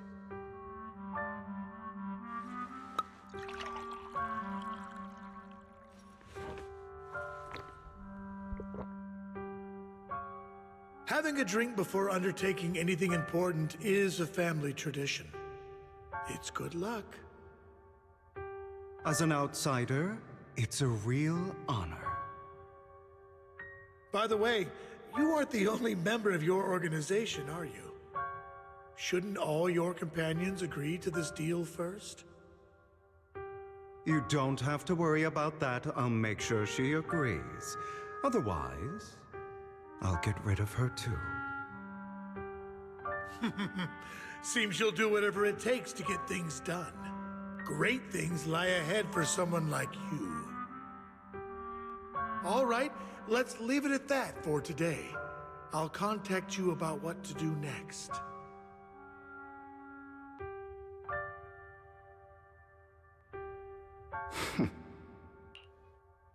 That's him! He's the one who killed Serena! She was the only one who was ever any good to him, right? That's how he repays her? That's why they say once a mongrel, always a mongrel. Just look into his eyes. Father! We have to punish him! Serena had been ranking ahead of him. Hugo must have poisoned her water so he could pass her. Pure evil. Typical for an impure bloodline. He should have been kicked out ages ago. Hugo, did you do all this?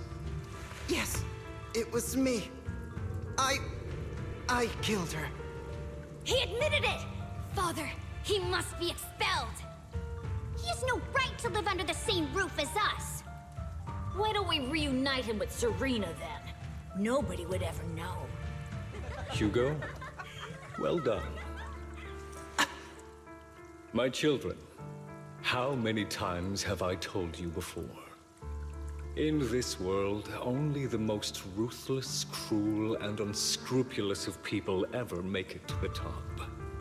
Like Hugo here, who was willing to murder his only true loved one without a second thought. Only someone with the means and the gumption to do that is qualified to be my heir. But I... It's all over now, and the results are obvious. The winner of this month's assessment is Hugo. As for the rest of you, go to the usual place for the punishment you deserve. But Father! Before this, I was #1. As I've told you before, there's only room for one winner in this family. You're still a loser, even if it's by the smallest margin. And there's no reason for a loser to exist. This is all for your own good. Do you understand? Go on now. Receive your punishment for the sake of the family. Yes, I understand. I'm sorry.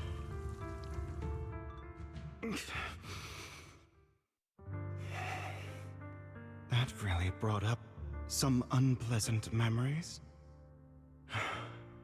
It won't be long. Soon, it'll all be over.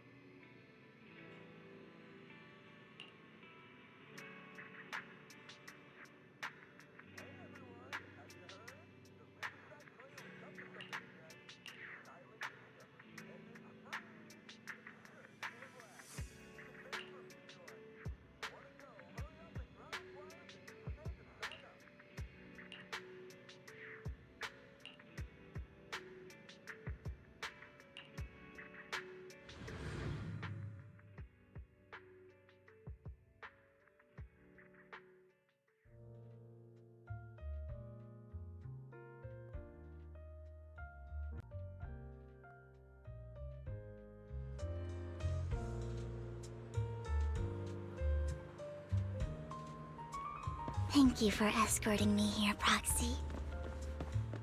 Today was quite eventful. If I were to head back now, I probably wouldn't be able to fall asleep. You're a child that only brings misfortune. People have been saying that about me for a long time. I used to feel hurt and resentful. But now that I think about it, it's perfectly normal for people to react that way. Why do I only predict suffering? If I could predict happy things, joyful things, would people like me a little more? Maybe. Fate truly is set in stone. Often, I want to help these people avoid their miserable fates. For a time, I even thought that I was successful, that I could change people's destiny. But it was all an illusion. In the end, I couldn't do anything at all. So, I was really happy when you said that my abilities weren't a curse, but a gift. Thank you, Proxy. I'm so glad to have met you. understands you're also a fan of Lord Phaethon. It's like we were fated to meet.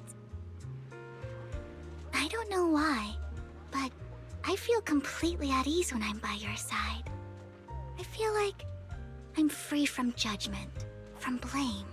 Like, I don't need to worry about anything, and can just be my own true self.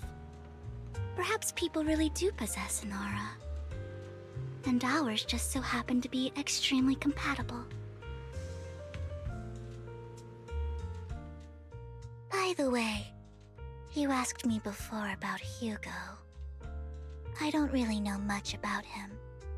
He rarely ever talks about his past, but judging from his eye colors, you can guess he's probably the bastard son of a renowned family. I think his mother was very worried about his different colored eyes, and even wanted to get rid of him at one point.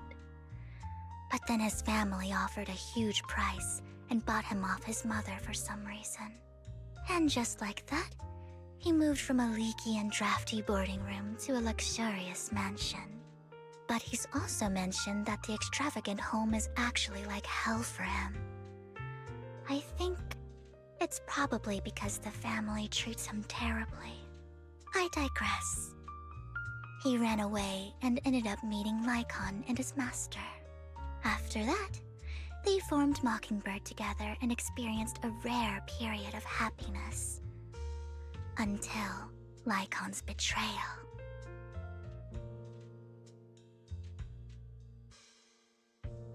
So, what's your take on Hugo? I imagine I would still be wandering around now if I had never met him. To me, Hugo is just like an older brother. I've always felt as though he's carrying some heavy burden with him. But that's a secret he's kept to himself. Something he'll never tell me. Sometimes when I look into his eyes, I can feel that he's really struggling with something. Even though he may say some extreme things, Hugo really isn't a bad person. I think one day he'll tell me his secret. Until then, I just have to wait. Wait and trust him.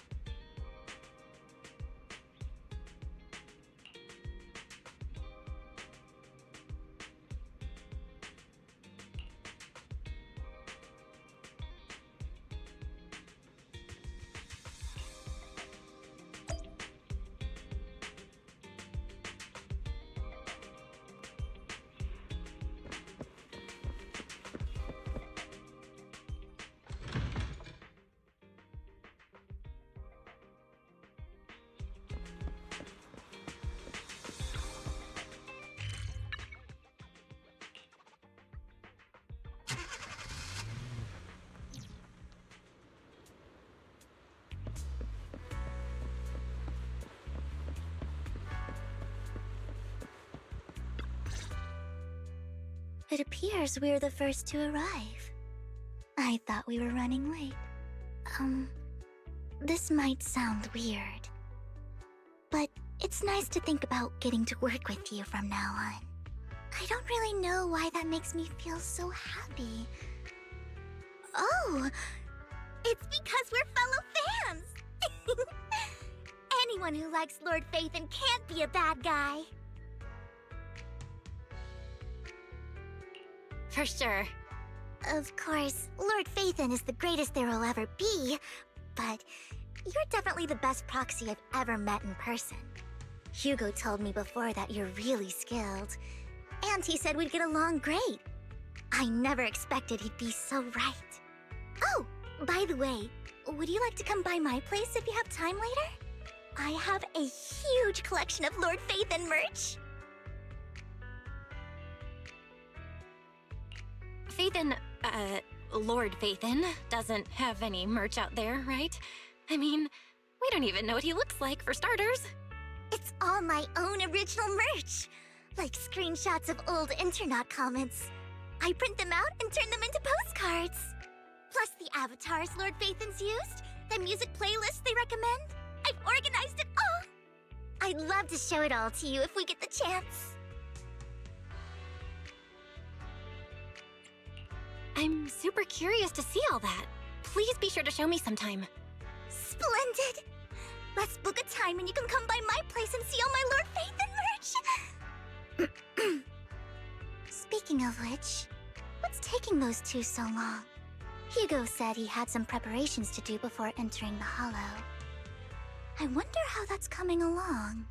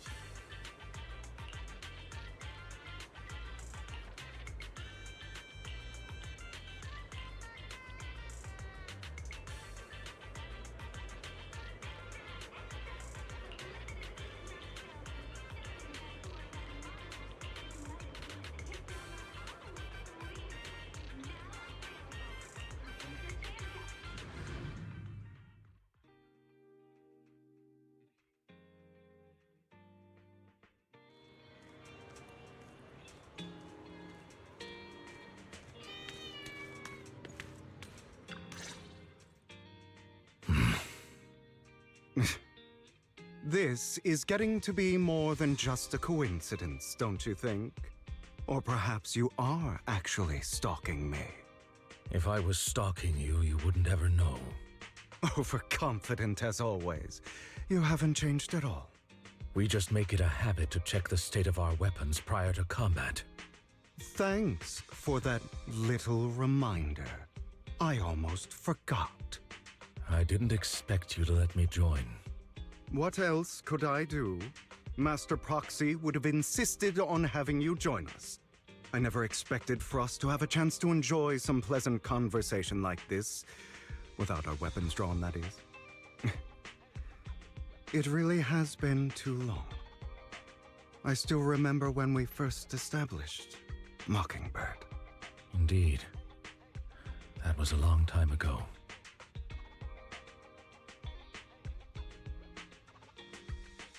Thankfully, Jack went in peace.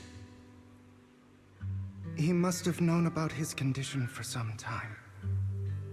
He even left us with instructions. Passing peacefully in your sleep is the most natural way to go. I'm happy for him. By the way, Lycon, have you given it any thought yet? You mean about our guild for Phantom Thieves? Yeah. It's time for us to build an organization of our own. Jack always supported the idea, didn't he? I don't have any objections. But what should we call it then? How about Mockingbird? It's a bird known for mimicking the calls of others to blend in. The same way we don high society roles for ourselves when we're out on a mission. Oh, oops. I nearly forgot. You're a terrible actor, and you're always flubbing your lines. I guess we can rule out that name, then. No, call it Mockingbird. We're always just putting on an act, aren't we? I won't slip up on our next mission. Besides, we still ran missions together even when we didn't have a name. Having one now won't really make a difference. No. It does make a difference, Lycon. And I don't just want a name. I want Mockingbird to become a symbol, like the sword of Damocles hanging over everyone's heads, striking fear into the hearts of the rich and cruel whenever they hear the name. Just like Jack used to say, this world isn't fair. So that's why we have to influence it however we can, and change things in our own way. But on the basis of not causing harm to other people's lives. That's also what Jack used to say. You remember, don't you? Of course I remember. All right, I promise. That sounded pretty forced. Don't forget, things don't end well for people who break their oaths. I'm good for my word. You must trust your fellow companions. That's also something Jack would say. Well then, today's the day that Mockingbird will officially start flying. Our first order of business, deciding on our symbol.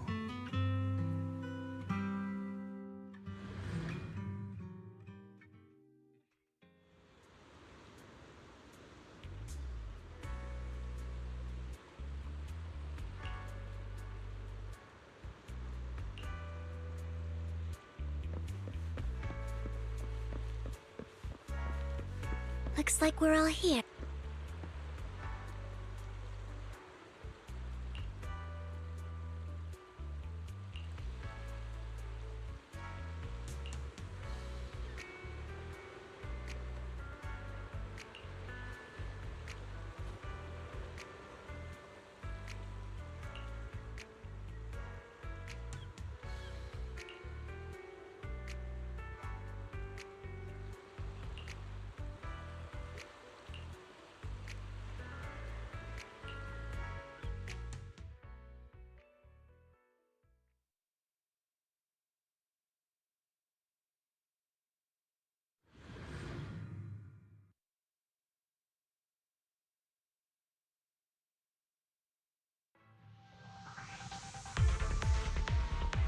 I didn't expect the coordinates in Bringer's notes to lead here.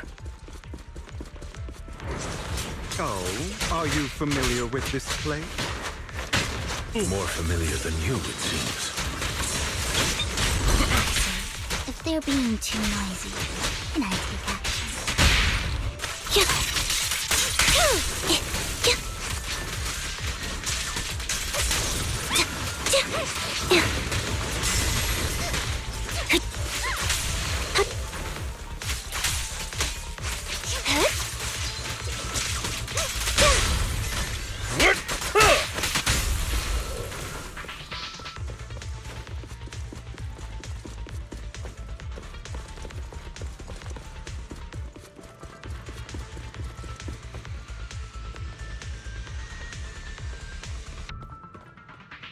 I don't enjoy obstacles in my path. Can we not bust? The generator room should be nearby. Over here. Wow, you really know this place like the back of your paw. Master Proxy, I hate to be the bearer of bad news, but there's something wrong with the circuit. It seems to be blocked. Don't tell me. Victoria Housekeeping's high and mighty attendants can't even fix a simple circuit. I can fix it, but I'll need a circuit diagram before I can do anything. I've seen diagrams for this type of circuit before. It's a pity that we're unable to connect to the outside world from inside the hollow. Just leave that problem to me. Belle, I just sent an image of a circuit diagram to your phone. Check if you received it. Thank you very much, Master Proxy. Now then, let's start repairing this circuit.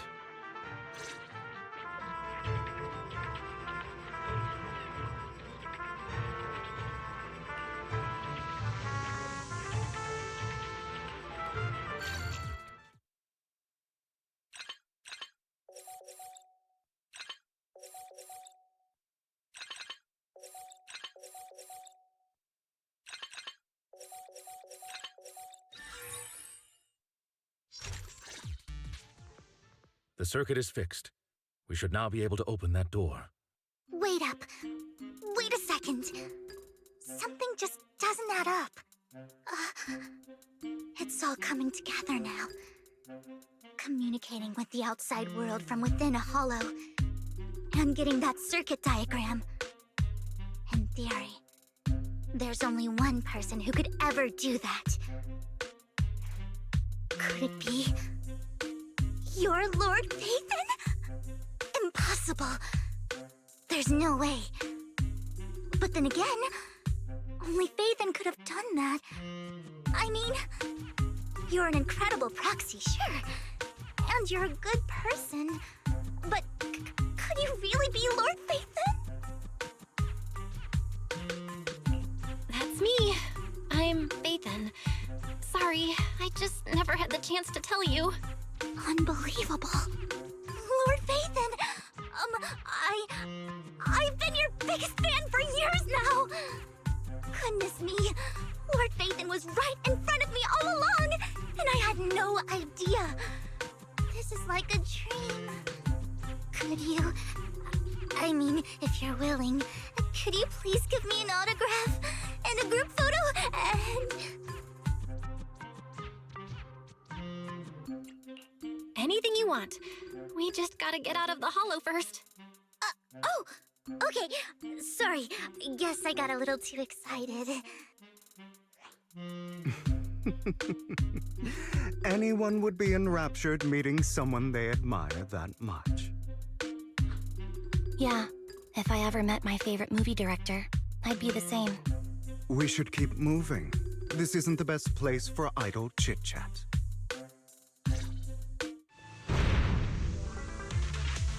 The door's finally open.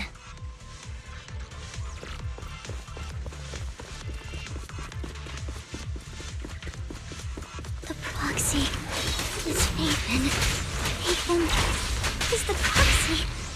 If this is a dream, I never went to wake up.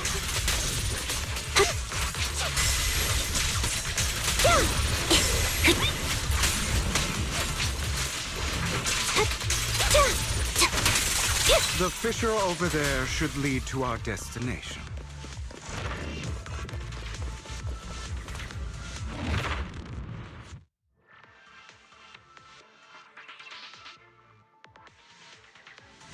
There are more ethereals around. Please be careful, Lord Phaethon. Lycon, Your fighting style wasn't so reserved in the past. I've matured. You call this mature? You're just being pretentious.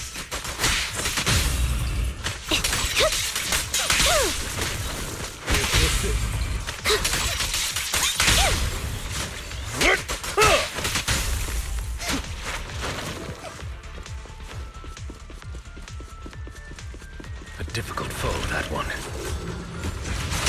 Let us leave this place at once. Ensuring Master Proxy's safety is our highest priority. Fall back. I won't let anything happen to you, Lord Phaethon. Stay safe. I won't back down.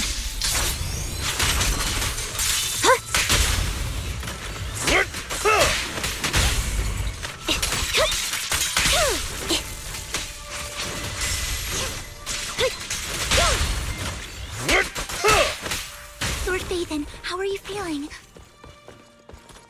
Are you tired? Do you need a break? Some food? Water? Thank you for your concern. I'm fine.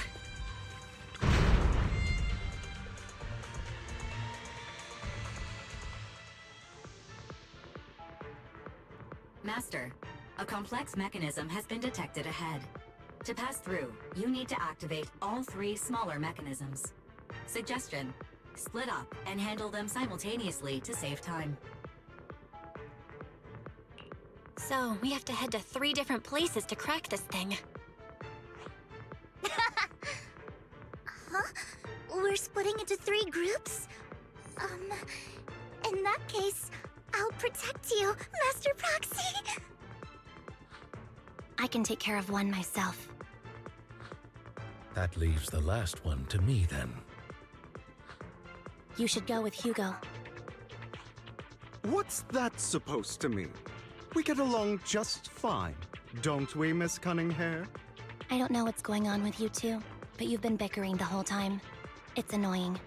This is a good chance for you guys to build some rapport. Anby's got a point. Hugo, just go with Lycon. You just want to be alone with your Lord Phaethon, don't you, Vivian? Huh? That's not it! All right. Sounds like a plan. It's all decided then. If Master Proxy says so, then sure. But, Lycon, you better not slow me down. I really want to recommend you two some movies for a crash course on teamwork.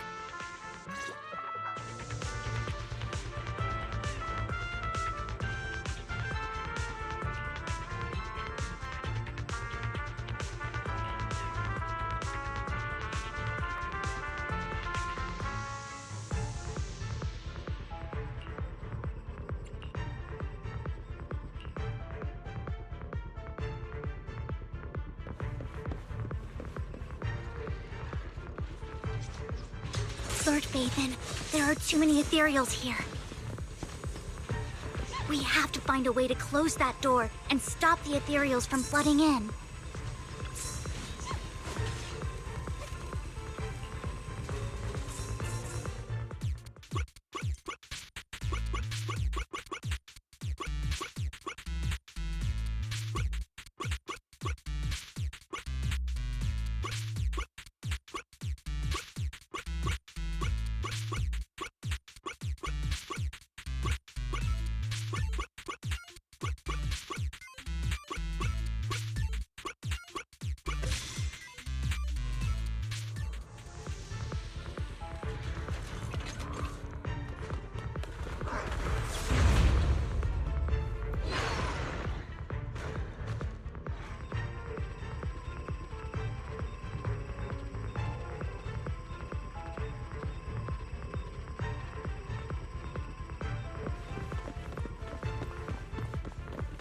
Lord Phaethon, seems like we both need to press down on these mechanisms at the same time.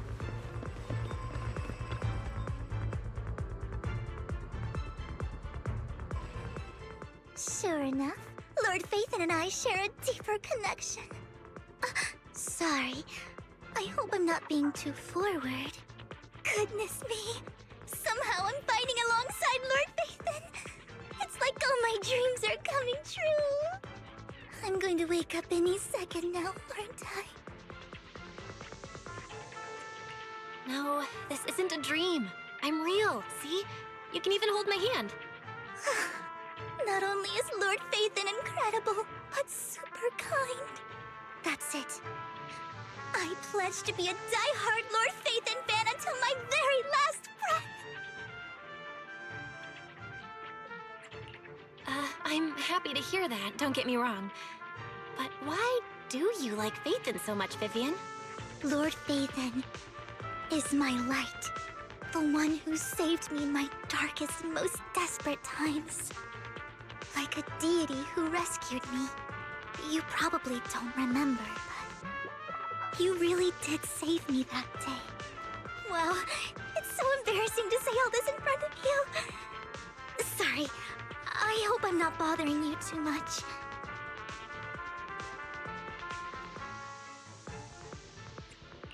Of course not. Thank you for your loyal support. I should be the one thanking you.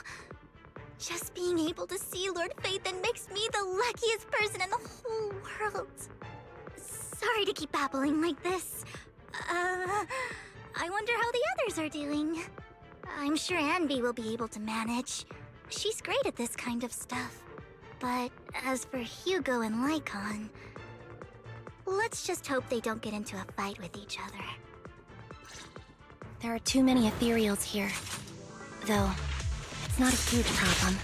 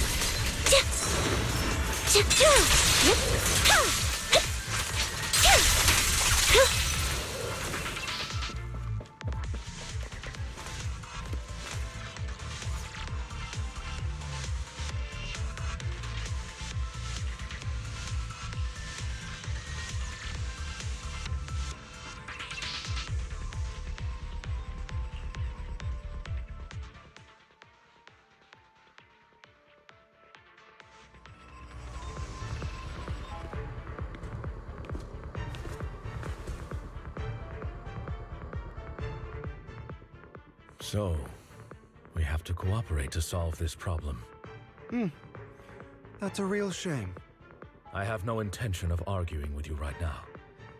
Master Proxy and Miss Vivian are elsewhere, and we must rendezvous with them post-haste. What a coincidence. That's exactly what I was thinking. Just this once, we should trust each other. For the Proxy. I have no objections. Very well. Then you'd better keep your word. I know you've never fully trusted me, Lycon, even before it all fell apart.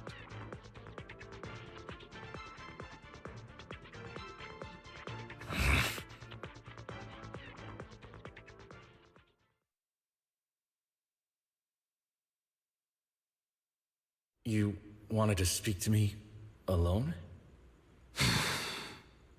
I know you and Hugo are as thick as thieves and don't hide anything from one another. But you can't tell him what I'm about to tell you. Did something happen with him? Hugo is an intelligent and gifted child. He learns everything I teach with ease. In time, he'll grow beyond me. Reach a place where people will marvel and look up to him as a beacon. Yeah. As much as I hate to admit it, he always picks things up just a teeny bit quicker than me. But none of that matters, because I can overpower him easy. I don't think being gifted is a good thing for him. What do you mean? He bears a dark and painful past. What he was taught, the hatred he was faced with, everything he picked up. It's all become an integral, inseparable part of him. I believe that beautiful flowers can blossom even in the darkest abyss. But the roots of that flower would draw from evil instead of good. Hatred instead of love. It's a curse that flows through his lineage. A curse that fate branded him with. I've seen far too many people like that throughout this long life of mine. They struggle with this curse their whole lives. But they all end up failing in the end. The path of light is narrow and fleeting. And the darkness is filled with such temptation that dropping your guard for even just a moment can send you spiraling straight into the abyss. Do you mean Hugo's going to be a bad guy?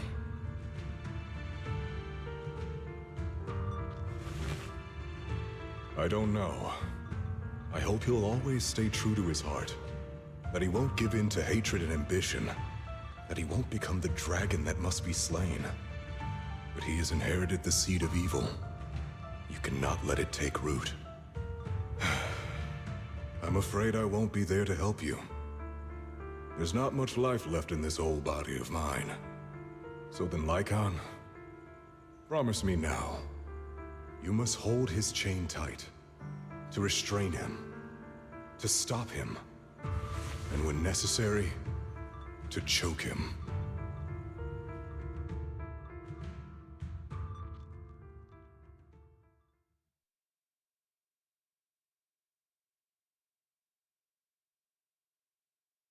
You've become slow. Or maybe you've been on guard against me this whole time. And that's what's slowing you down. Looks like I was right. Lycon. I hope you're aware that the one who betrayed Mockingbird and went to work for the Mayflowers was you. Not me. I would never betray my companion. I don't wish to repeat myself, but you should not break our oath. That's the path I've chosen. And I'm going to stick to it. But you know that path will lead you the wrong way. Who are you to lecture me about right and wrong?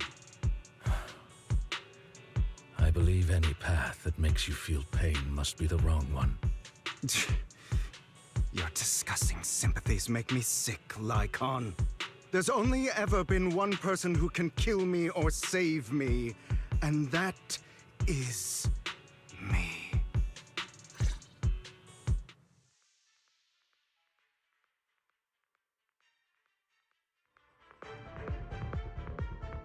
Great, it worked!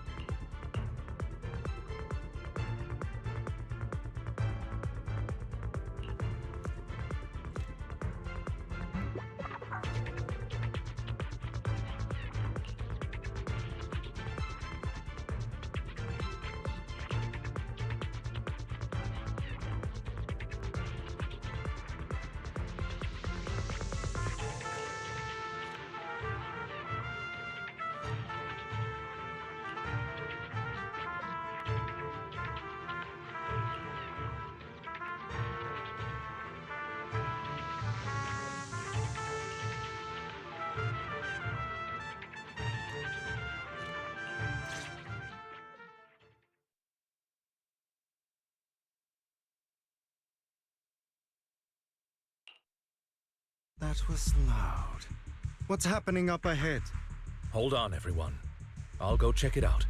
It's probably multiple ethereals attacking. Just in case, I'll go with you. Vivian, you should go with them too. Keep an eye on Lycon, will you? I'm worried he might sell us out to the mayor when he gets the chance. I'd never do that. But if Miss Vivian wishes to join us, she's more than welcome. Okay. Then I'll go with you.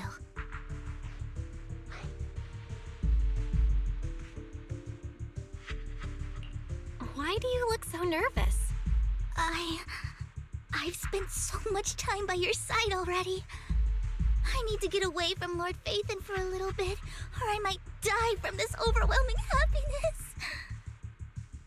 If that's the case, Miss Vivian, feel free to come along with me. Okay. All right. So, how does it feel to be worshipped, Lord Phaethon?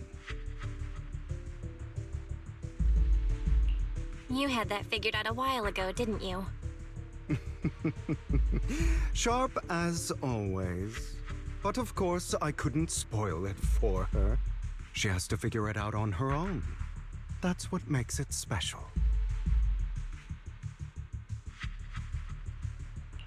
Not only that, you asked Lycon and Vivian to leave for a reason. Is there something you'd like to say to me?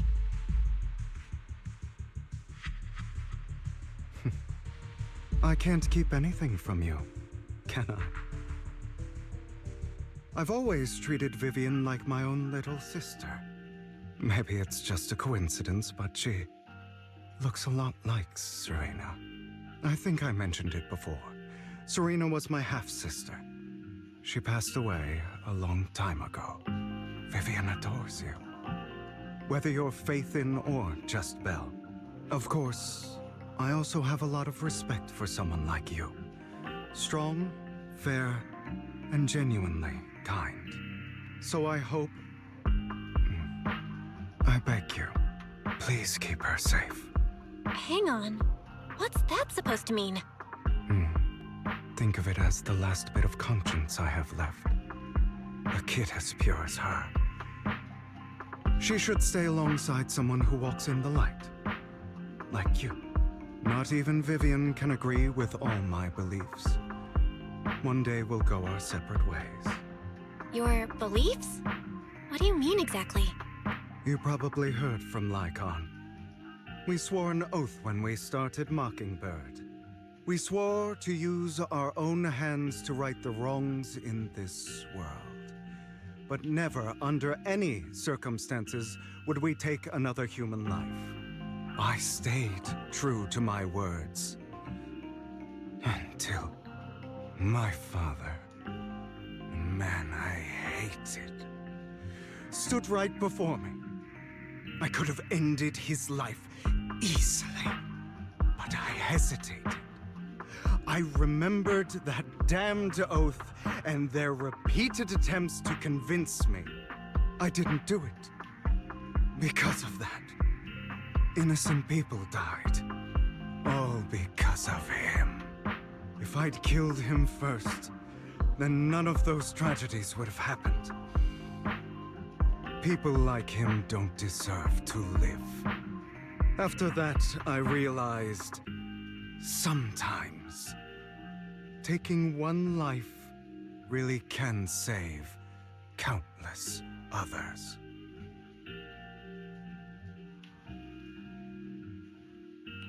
I understand where you're coming from. I knew you'd understand. Vivian has a good heart. I don't want her to get her hands dirty. But you know how it is. In this world, someone has to be the bad guy. So, I want to apologize to you. Why apologize all of a sudden? You're incredibly strong, kind, capable, and really, really lucky. The world needs more people like you. Remember that revenge movie I told you about, Children of Devils? I still haven't found it, but I came across another videotape with the same name.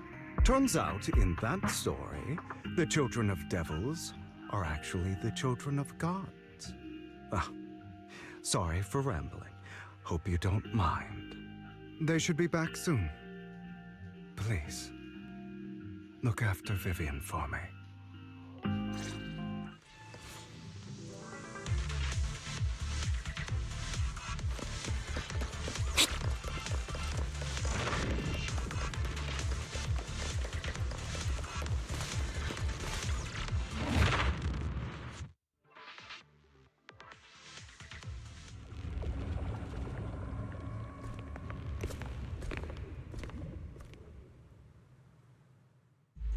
What is this? It looks like a cocoon. Careful, everyone. If I'm not mistaken, that's a sacrifice in there. It appears to be in hibernation. We don't know when it'll wake up. If it does wake up, we'll be in serious trouble. Wait, those spots Bringer marked in his notebook. Are you saying each one might have a sacrifice like this? That means there must be at least a dozen of them. And that's only counting the ones we know so far. These sacrifices may still be hibernating, but the fact that there are so many of them out there is terrifying. The Exaltists must have a way to revive them. And that's not all. These sacrifices can exist outside the Hollows. If they make their way into populated areas... I'm afraid it will lead to a catastrophic disaster likened to the fall of the old capital. That's almost certainly what they meant by vengeance against all New Eridu.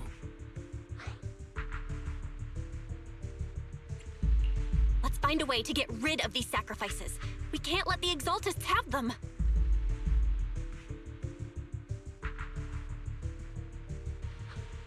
Thank you for helping me find this sacrifice. But sorry, kids. You won't be the ones to keep it. It's that annoying old man. Why is he here? I'd advise you to choose your words wisely, young lady. You're from the Ravenlock family. So it was you. That face. Oh, I know you. I heard about what happened to your friend. Truly unfortunate. If only she'd been smarter. It seems your goal was this sacrifice all along.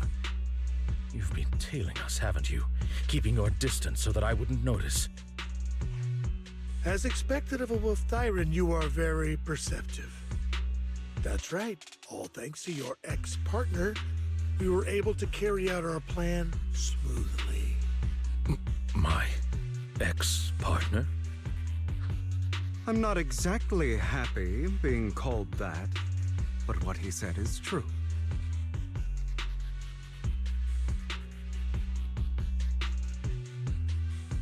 Wait, Hugo, what do you mean? I made a deal with Mr. Hartman in advance. So, would you kindly step aside and let us have this sacrifice? Of course, you can choose to refuse, but if you do, then I'll have to take coercive measures.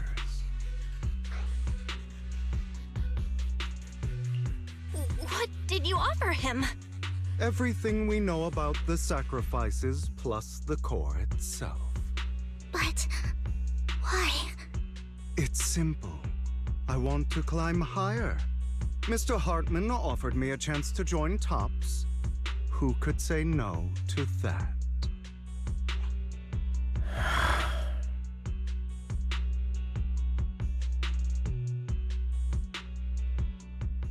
No.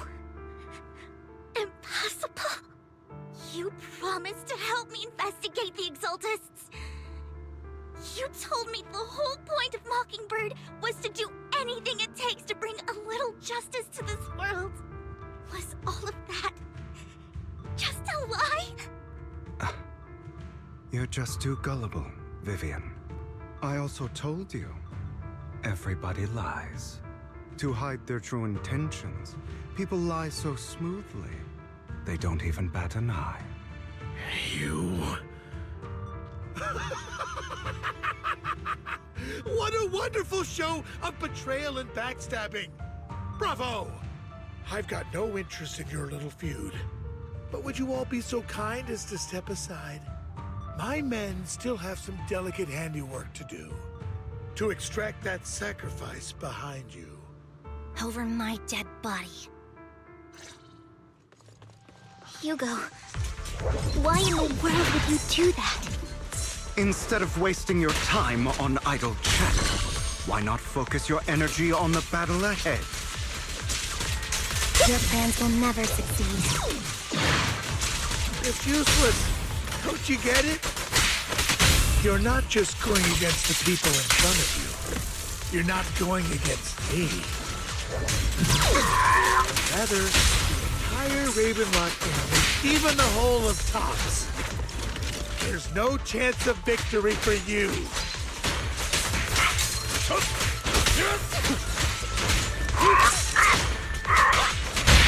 Flip the switch.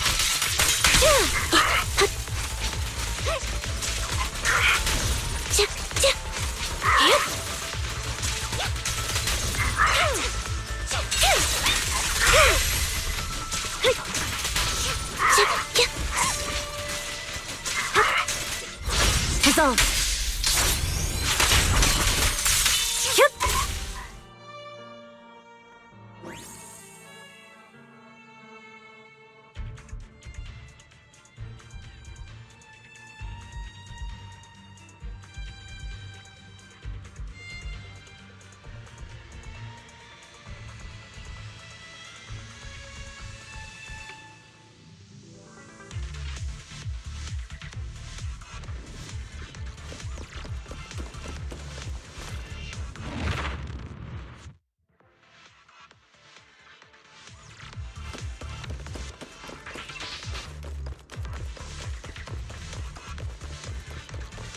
Hugo, don't make a choice you'll regret.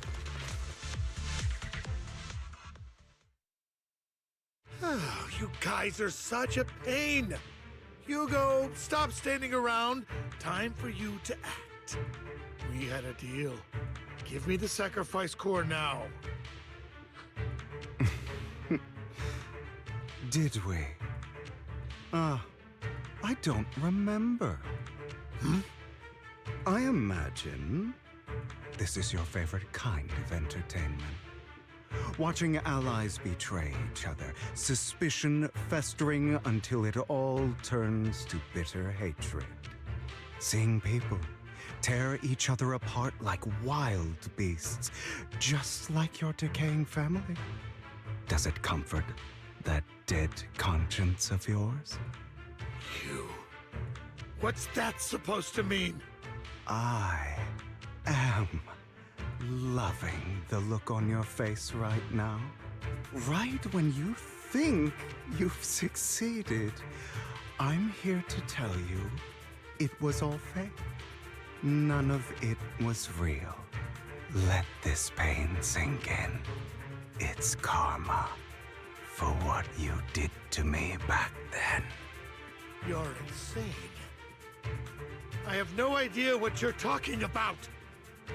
You still don't recognize me, do you? Let me give you a little hint.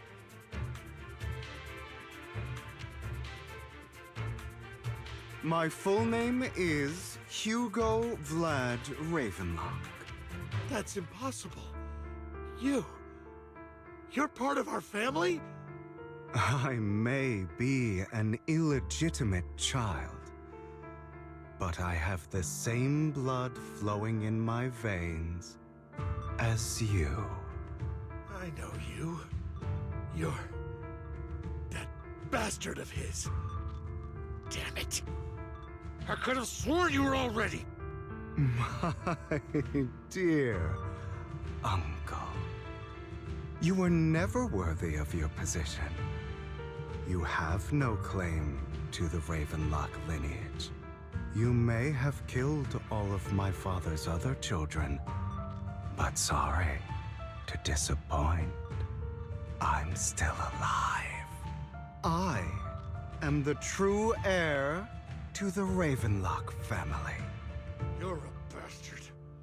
You have no right to inherit the family. That's not for you to decide. Master Edmund is very supportive of my claim. Edmund? That's impossible. You weaseled your way into Top's inner circle? Master Edmund doesn't care who achieves his goal. In other words, he'd happily let me take over the Ravenlock family, as long as I'm more competent than you. This can't be! You don't know the family's real secret! I know a lot more than you think, including everything that you've done. Just give up.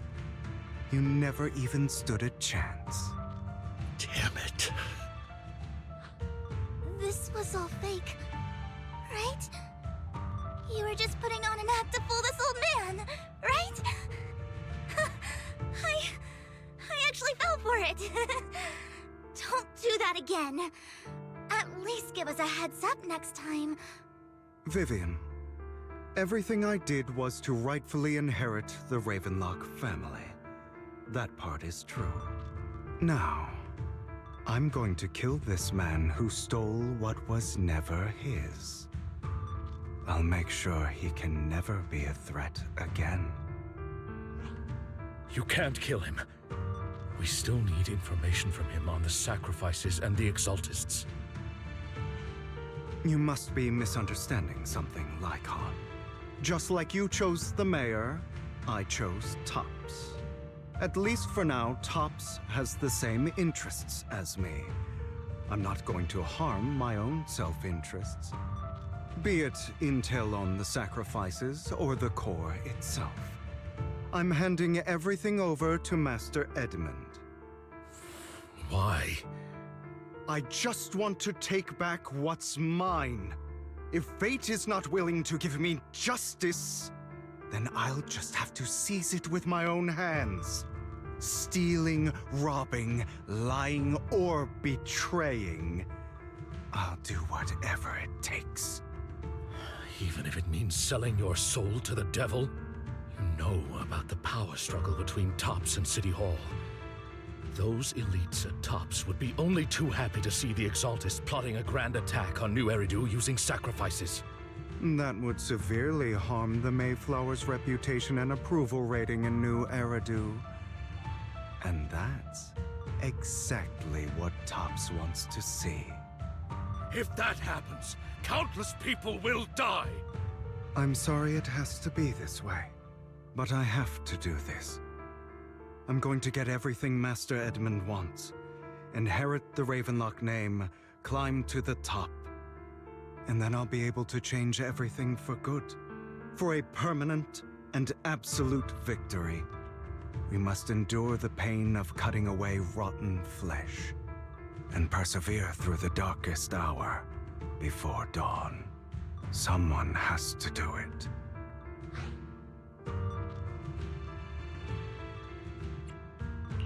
Hugo, it's not too late for you to stop. You can still walk away from this. This is the path I've chosen. Without power, resources, or strength, we can't do anything. Mockingbird is the perfect example. All the talk about using our power to tip the scales of justice and hover over them like the sword of Damocles. It's just a delusion. In their eyes, we're nothing but annoying gnats. Mockingbird has never really changed anything, or saved anyone. Never in the past, not now, and never will in the future. None of it matters.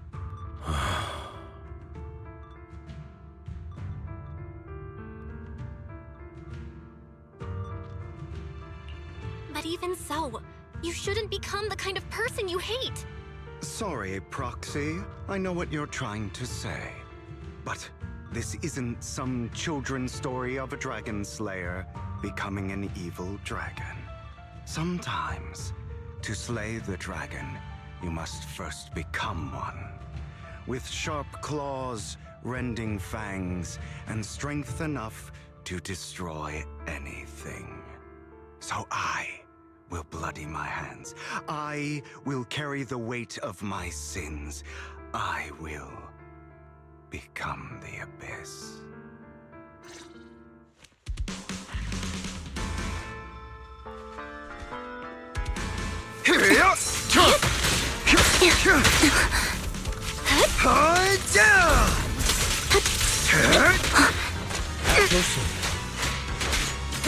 It's about time you kneel. Give up.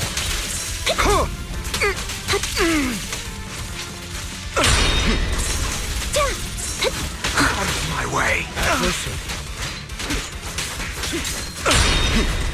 Hey!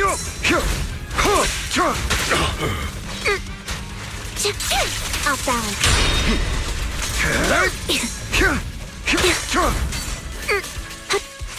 Everything you just said. Is that what you truly believe? Of course. Are you surprised? I have never once thought that Mockingbird was a failure. Our actions, no matter how childish or flawed, must have made their mark on the world. I don't want it to end like this. There must be another way. There isn't, Vivian.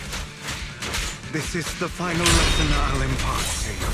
Those who cannot give up anything are destined to end up with nothing.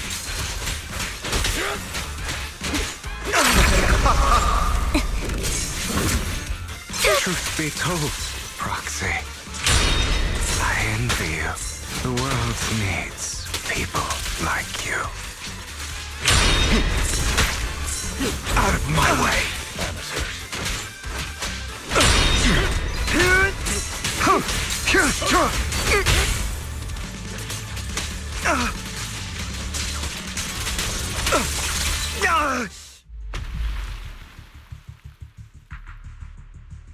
All right, you got me. But too bad. I have my own methods.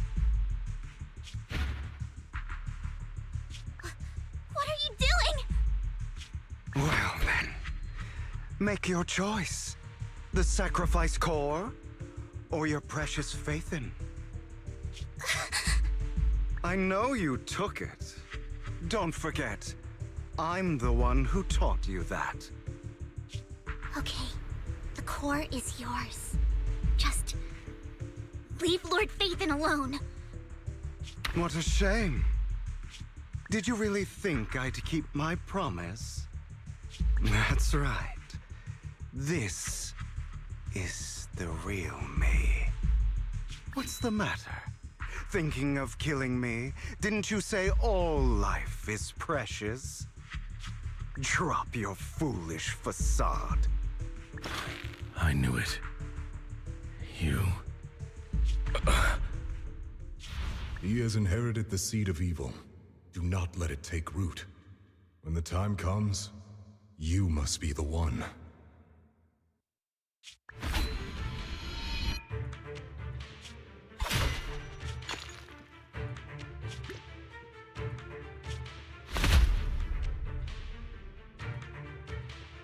Go on, kill me. If you've got the guts, do it, traitor.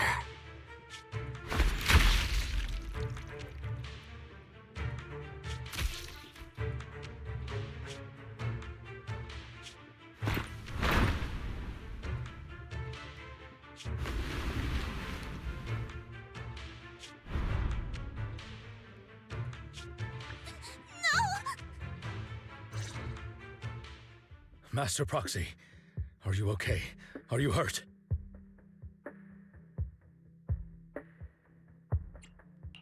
Don't worry, I'm fine. I just never thought things would turn out like this. Lord Faithin, I'm sorry. I had no idea Hugo would do that to you. I'm so sorry.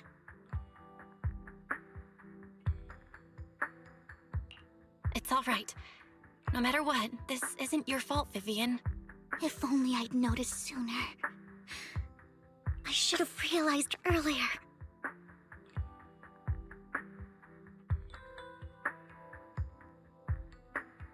Hugo, he... That's a hollow down there. If you need, I can arrange for someone to go in and search for his body.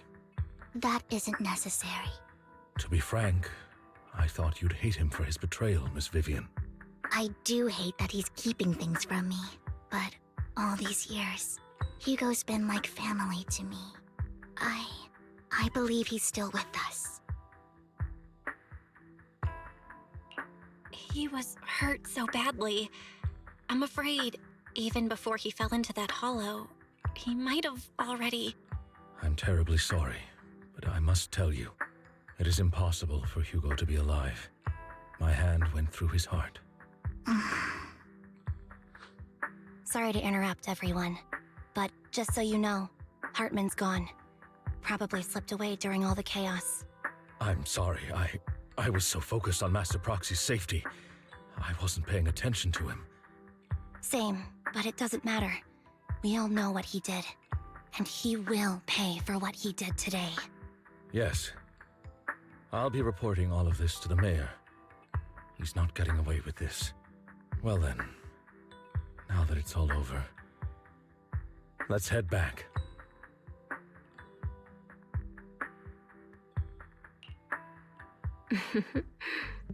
Another obstacle out of the way. She's going to be pleased about this. May the Creator guide us. Fear, suffering, despair, and destruction. That's the future I see. Or faith in.